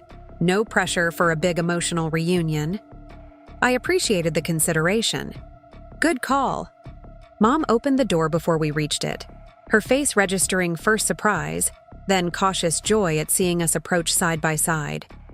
She was thinner, yes, her vibrant red hair, now fully gray, cut shorter than I remembered. But her eyes were the same, sharp, perceptive, filled with a quiet strength that had anchored our family through every storm. Well, she said simply, opening her arms. This is unexpected. We moved into her embrace, an awkward three-person hug that gradually softened as she held us close. Something tight in my chest loosened slightly, a knot of tension I hadn't realized I was carrying. Come in, she said, finally, releasing us. I just made iced tea. The kitchen was exactly as I remembered. Sunny yellow walls, the collection of hand-painted plates she'd gathered over decades, family photos arranged chronologically along one wall. I noticed she hadn't removed any pictures of Jessica and me together, though there was a conspicuous gap in the recent years. We sat at the worn oak table where we'd eaten thousands of family meals, the familiar rhythm of Mom pouring tea and arranging cookies on a plate, creating an illusion of normalcy that both comforted and unsettled me. So, she said once we were settled, looking between us with those keen eyes that had always seen through our childhood deceptions. What brought this about? Jessica and I exchanged glances, neither quite sure how to begin. Jessica told me about your diagnosis, I said finally. I wish you'd called me directly. Mom nodded, accepting the gentle criticism. I wanted to, but I also wanted my girls to find their way back to each other, even if it took a little maternal manipulation to make it happen. That's not why we're here, Jessica interjected, surprising me with her directness. Or not entirely. I reached out to Emma because it was long overdue. Your illness just clarified the urgency. Mom studied her younger daughter thoughtfully. And how did that conversation go? Honestly, I said, it was hard. There's a lot of water under that bridge. But you're both here, Mom observed. That's something. We spent the afternoon talking about her treatment plan, about our businesses, about neutral topics that allowed us to reestablish some semblance of familial connection without venturing into the still tender territory of past betrayals. Mom watched us carefully throughout, her expression a mixture of hope and pragmatism, as if she understood that healing would take more than one awkward afternoon. As the day waned and shadows lengthened across her garden, she asked us to help bring in some tomatoes from her vegetable patch. The simple task of harvesting together, passing ripe fruit from hand to hand, felt like a metaphor for what we were attempting: tentative cooperation toward a shared goal. "I know what happened between you," Mom said suddenly, her hands busy. "With the plants. Not just the outline Jessica shared, but the details. I've followed both your careers closely enough to piece it together, though neither of you would talk about it directly with me." Neither of us spoke, unsure where she was heading with this revelation. "I'm not going to lecture you about forgiveness or family bonds," she continued. "You're grown women who will make your own choices about your relationship. But I will say this: life is shorter than you think. Grudges take up space in your heart that could be filled with better things." She straightened, wincing slightly with the movement, a reminder of the illness working silently within her. "Whatever you decide about each other, decide it consciously. Don't let inertia or pride make the choice for you." Her words stayed with me during the drive back to Seattle. Jessica and I had agreed to return to the city separately. She had meetings early the next morning, while I wanted to spend more time with Mom. The visit had been neither the tearful reconciliation our mother might have hoped for, nor the tense disaster I had half expected. Instead, it existed in some middle ground, cautious, restrained, but not without glimpses of the connection we had once shared. The next morning, before leaving Tacoma, I sat with Mom in her garden, mugs of coffee warming our hands against the early autumn chill. "What do you want from Jessica?" she asked without preamble. "Not what you'll accept or what you think is possible. What do you actually want?" The question caught me off guard with its directness. "I don't know," I admitted after a long pause. For a long time, all I wanted was for her to acknowledge what she'd done, to show some genuine remorse. Now that she has. "Now the script you've been following doesn't have a next page," Mom finished for me. I nodded, grateful for her understanding. "When your father left," she said quietly, "I spent years imagining what I would say if he ever came back, how I would respond if he apologized for abandoning us. I rehearsed it in my mind until the words were polished smooth as river stones. But he never came back, and all that rehearsal just kept him at the center of my story long after he should have been a footnote." She reached over to cover my hand with hers. "Don't let what Jessica did become the story you tell yourself about who you are. Whether you forgive her or not, make sure you're moving toward something, not just away from what happened." Her wisdom resonated as I drove back to Seattle, the landscape gradually transforming from suburban neighborhoods to urban density. I had built my post-betrayal identity around resilience, around overcoming what Jessica had done. But what would define me now that the crisis was years behind me? What story was I writing with the rest of my life? These questions followed me back to the office, where the week quickly filled with client meetings, creative reviews, and planning sessions for our upcoming winter campaign season. I threw myself into work, finding comfort in the familiar rhythms of leadership and creative problem-solving. On Thursday afternoon, my assistant Maya knocked on my office door. "Someone from Horizon Capital is here to see you," she said. "He doesn't have an appointment, but he's quite insistent." Horizon Capital was one of Seattle's most prominent investment firms, specializing in sustainable businesses with strong growth potential. We'd never worked with them directly, though I'd crossed paths with their founder at various industry events. "Send him in," I said, curious about this unexpected visit. The man who entered was not who I expected. Instead of one of the senior partners I'd met at conferences, this was someone younger, early 40s perhaps, with thoughtful eyes behind stylish glasses and an air of quiet confidence. "Emma Taylor? I'm Daniel Mercer, managing director at Horizon. Thank you for seeing me without an appointment." We shook hands, his grip firm but not aggressive. "What can I do for Horizon Capital?" I asked, gesturing for him to take a seat. "I'll be direct," he said, settling into the chair across from me. "We've been watching Evergreen's growth over the past few years with considerable interest. Your expansion to Portland and Vancouver has been impressively executed, and your client retention rates are exceptional for your industry." I nodded, waiting for him to continue. "We're putting together a sustainability-focused fund that will take minority positions in businesses with proven models and ethical leadership. Evergreen is exactly the kind of company we're looking to partner with." The offer took me by surprise. We had never sought outside investment, preferring to grow at a pace we could manage with our own resources. The independence had served us well, especially during the crisis with Jessica, when answering only to ourselves had given us crucial flexibility. "I appreciate your interest," I said carefully, "but Evergreen isn't currently seeking investment partners." Daniel nodded, unsurprised by my initial response. "I understand your caution, especially given your company's history. But I'd ask you to consider the possibilities before declining outright. Our investment would be non-controlling. We're interested in supporting your vision, not redirecting it." He pulled a slim folder from his briefcase and placed it on my desk. "This outlines our proposed terms, including board representation and growth targets.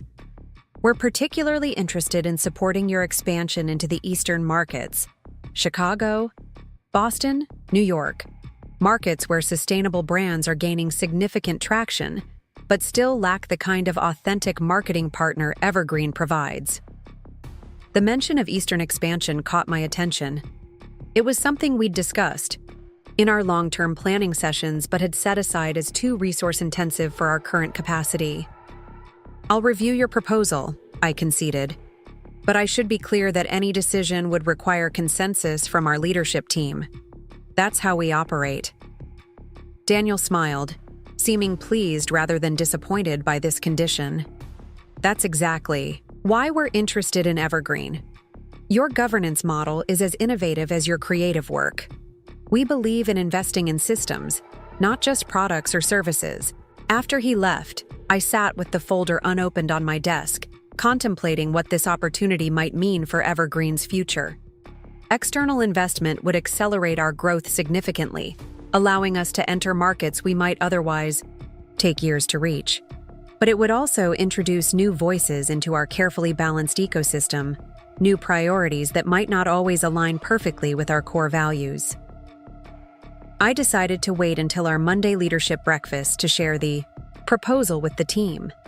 This wasn't a decision I should even consider making alone, regardless of my founder status. That evening, as I was preparing to leave the office, my phone buzzed with a text from Jessica. "Heard Horizon Capital is looking at Evergreen. Interesting development." I stared at the message, unsettled by her knowledge of a meeting that had happened only hours earlier. The Seattle business community was admittedly small, but this seemed too coincidental. "How did you hear about that?" I replied. 3 dots appeared immediately. "Daniel Mercer is an old friend. He mentioned he was meeting with you today." The response raised more questions than it answered. Why would Mercer mention his meeting with me to Jessica, of all people? Was there some connection I was missing? "Would you have time for coffee tomorrow?" I typed, deciding direct conversation would be more productive than speculation. I'd like to hear more about this connection. We agreed to meet at a small cafe near Pike Place Market, neutral territory once again. I arrived first, selecting a corner table that offered both privacy and a clear view of the entrance. Jessica appeared precisely on time, dressed in business casual that suggested she'd come from a meeting. "Thanks for agreeing to meet," I said as she sat down across from me. "I was surprised by your text."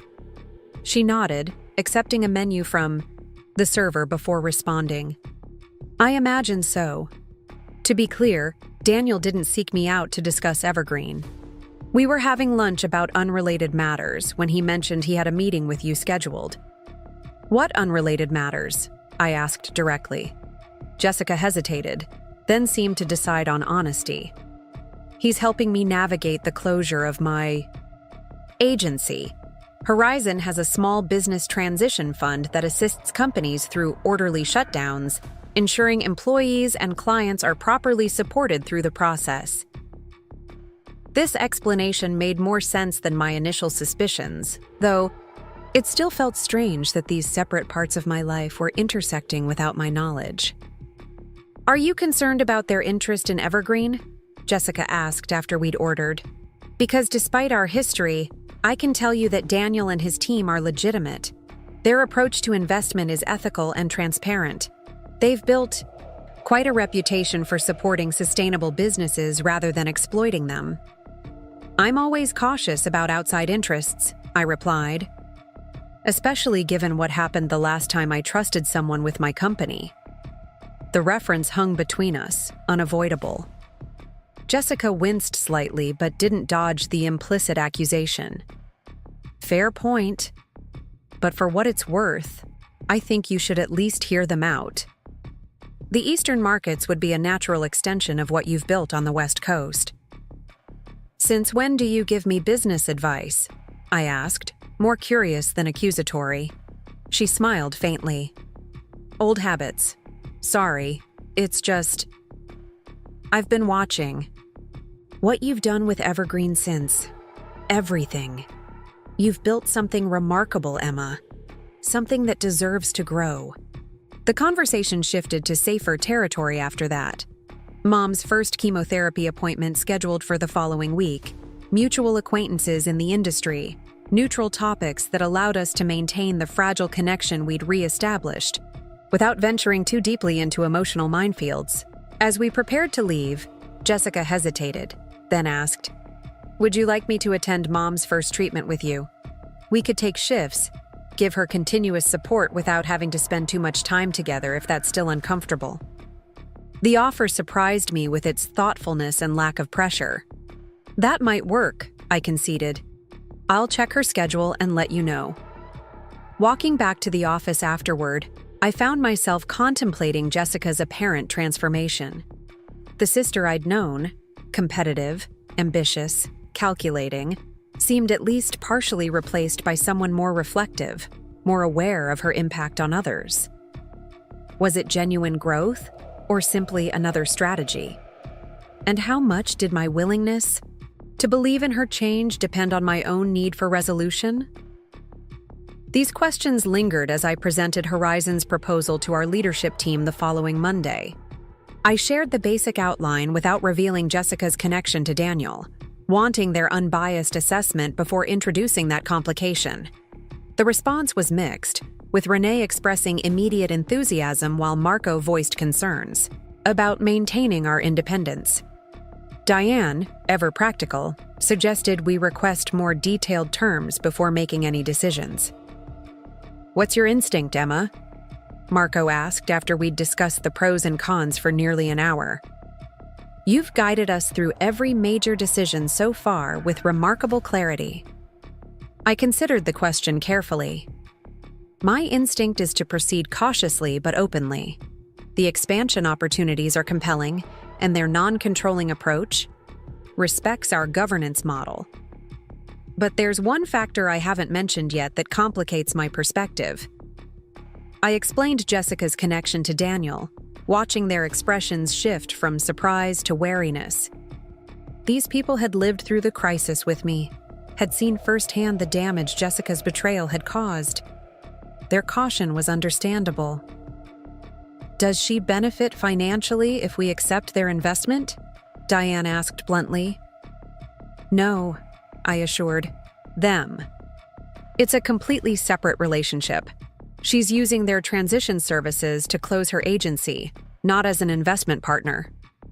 "Still," Marco said, "it seems like an unlikely coincidence." "I thought so too," I admitted. "But after speaking with her, I believe Daniel's interest in Evergreen is genuine and unrelated to his work with Jessica. That said, I understand if this connection raises concerns for any of you. We move forward only with full consensus." The discussion continued, exploring contingencies and protections we might request if we decided to pursue the opportunity. By the end of the meeting, we had agreed to request a more detailed proposal from Horizon, including specific protections for our governing principles and ethical guidelines. As the team filed out, Diane lingered behind. Once we were alone, she fixed me with the direct gaze that had made her such a valuable ally during the rebuilding phase. "Are you sure this isn't about Jessica?" she asked quietly. "About proving something to her? Or yourself?" The question hit uncomfortably close to insights I'd been avoiding. "I'm not sure of anything where she's concerned," I admitted. "But I am sure that I won't let her influence major business decisions, either, toward or away from a particular path.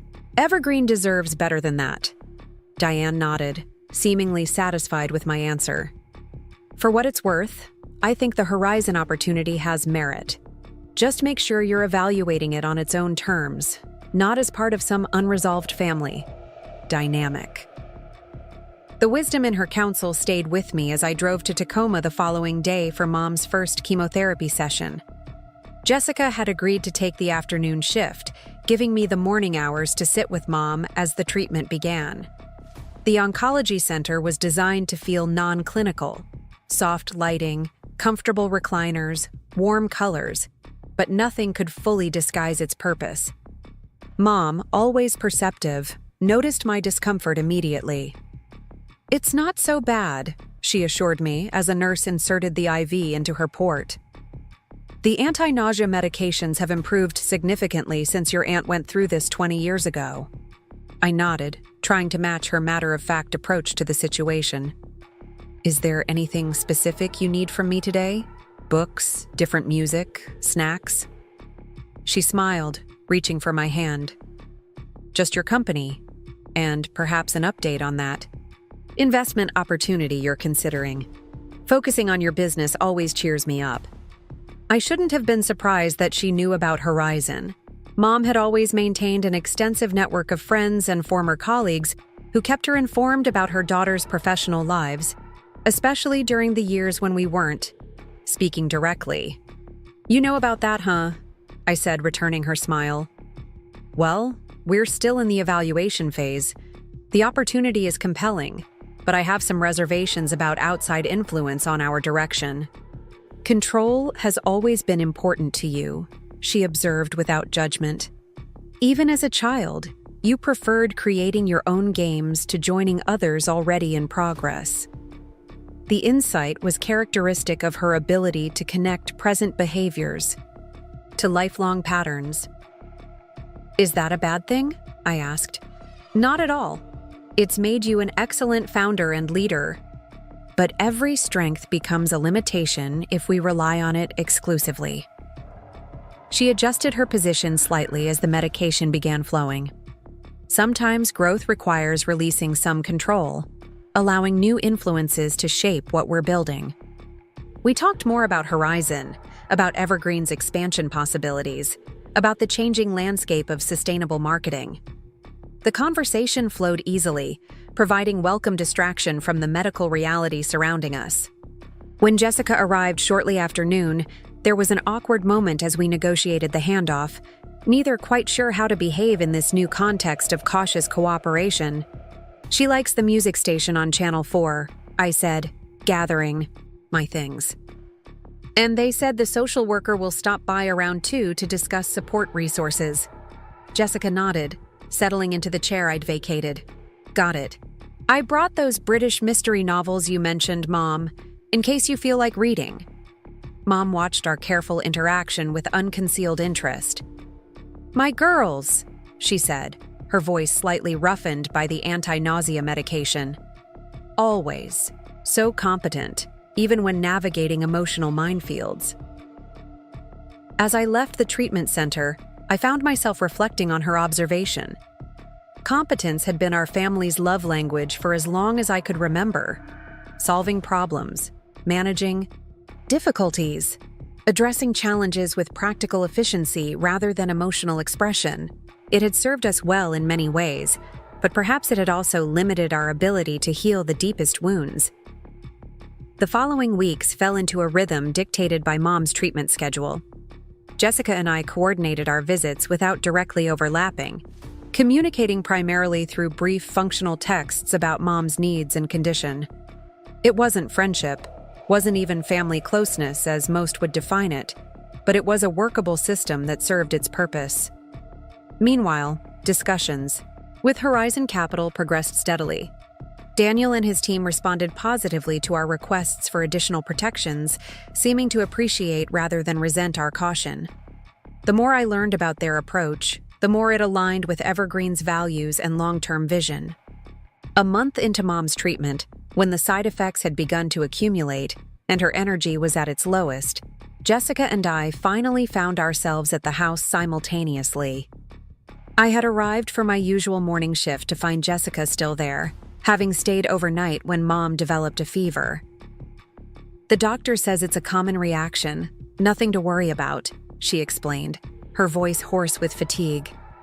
"But I thought, someone should be here, just in case." I nodded, noting the dark circles under her eyes, the rumpled clothes suggesting she'd slept in a chair rather than the guest bedroom. "You should get some rest. I can take it from here." She hesitated, then admitted, "I was going to head back to Seattle for a meeting with Daniel. The final paperwork for closing the agency, but I can reschedule." "No need," I said, surprising myself with the offer that followed. "Go to your meeting. I'll stay until you can get back." Relief crossed her face. "Are you sure? I know we've been careful to keep our shifts separate." "Mom needs consistency right now," I said pragmatically. "The schedule is less important than making sure she's covered." As Jessica gathered her things, she paused at the door. "Thank you, Emma. This means a lot." I shrugged, uncomfortable with her gratitude. "It's for Mom." "Still," she said quietly. "Thank you." After she left, I checked on Mom, who was sleeping peacefully, her fever having broken overnight. I settled into the living room with my laptop, intending to work remotely for a few hours while she rested. Around noon, a text arrived from Daniel Mercer. "Just finished with Jessica. Wanted to let you know we're still very interested in partnering with Evergreen when you're ready to move forward. No pressure, just keeping the door open." The message felt like an intrusion into the delicate balance I was maintaining between my professional considerations and personal history. I didn't respond immediately, unsure how to maintain appropriate boundaries in this increasingly complicated situation. Later that afternoon, as I prepared a light lunch for Mom, I found myself studying family photos arranged on the refrigerator, snapshots spanning decades, telling the story of our family through birthdays, graduations, holidays. One in particular caught my attention. Jessica and me at my college graduation, arms around each other, faces alight with shared joy and possibility. There had been genuine love between us once. Not perfect, not without complexity, but real nonetheless. The betrayal hadn't erased that history. It had simply buried it beneath layers of hurt and anger that had calcified over time. As I contemplated the photo, Mom appeared in the doorway, moving slowly but steadily with the help of a cane she'd recently begun using. "That was a good day," she said, noticing where my attention was focused. "You were so proud of being the first in our family to graduate from university, and Jessica was so proud of you." I helped her to a chair at the kitchen table, placing a cup of ginger tea in front of her to help with the persistent nausea. "It seems like another lifetime," I said. "In many ways it was," she agreed. "You're both different people now, shaped by success and failure, by choices good and bad. The question is whether those different people can find their way to some new kind of relationship." I placed a small plate of crackers and cheese beside her tea. "I'm not sure what that would even look like. So much has happened." "That's the challenge, isn't it? Creating something new without forgetting the lessons of the past?" She sipped her tea thoughtfully. "Your father and I failed at that. We couldn't find a way forward that honored both our history and our changed reality. I've always regretted that we didn't try harder." The comparison startled me. I had never equated my estrangement from Jessica with my parents' divorce, but there were parallels I couldn't deny.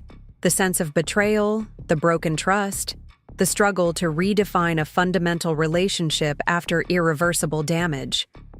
I don't know if I can forgive her, I admitted quietly.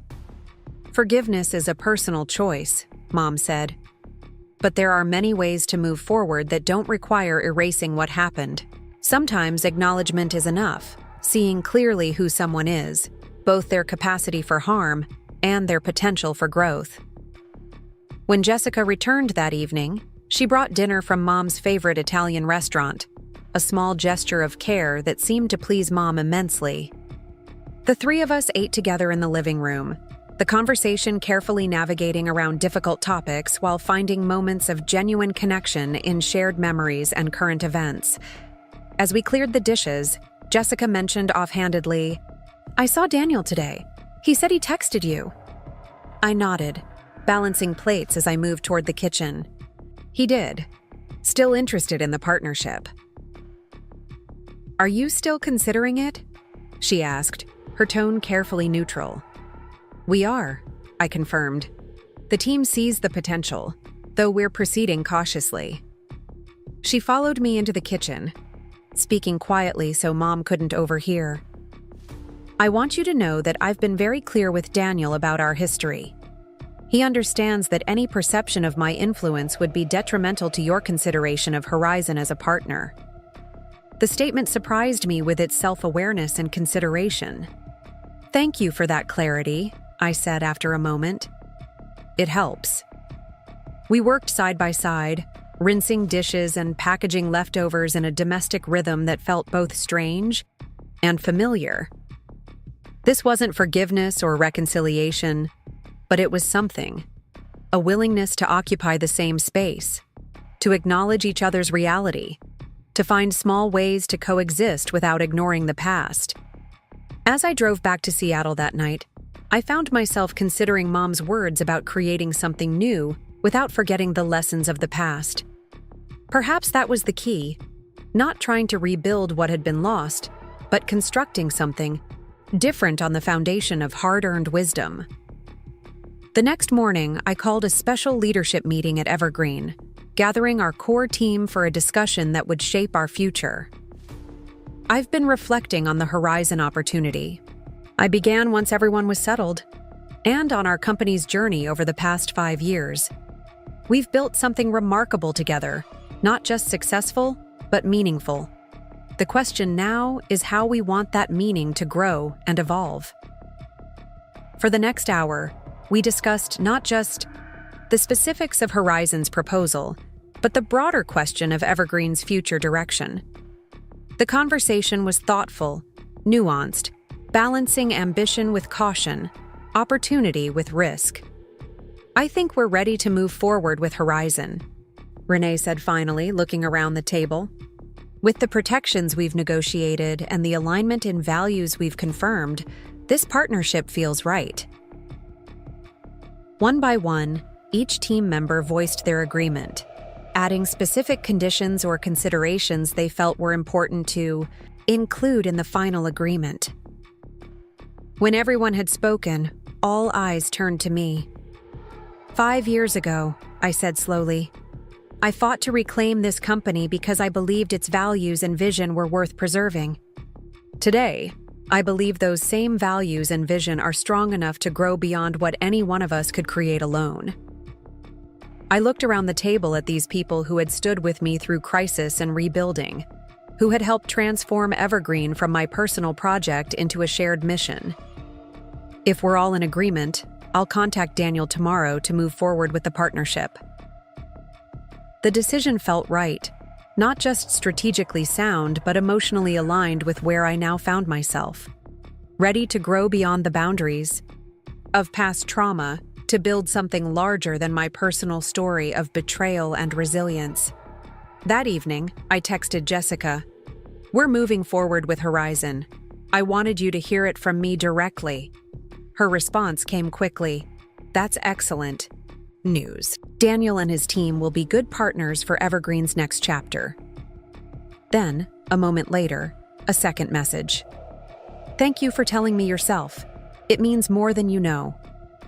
I stared at those words on my screen, feeling something shift, subtly in my chest. Not forgiveness exactly, but perhaps its distant relative. An acknowledgement that despite everything, there remained some thread of connection worth honoring with basic courtesy. Mom would be proud of us, I typed back. Small steps. The next morning, as autumn sunlight streamed through my office windows, I called Daniel to formally accept Horizon's partnership offer. As we discussed next steps and timeline, I felt a sense of rightness settle over me, not because this decision erased the past, but because it refused to let that past dictate my future. My name is Emma Taylor. I built a company from nothing, lost it through betrayal, reclaimed it through strategy, and now stand ready to guide it toward new horizons. The story continues, not defined by a single crisis, but by countless choices to move forward with wisdom and purpose. And perhaps that's the most powerful form of resilience, not just surviving what happens to us, but choosing what happens next. Up next, you've got 2 more standout stories right on your screen. If this one hit the mark, you won't want to pass these up. Just click and check them out.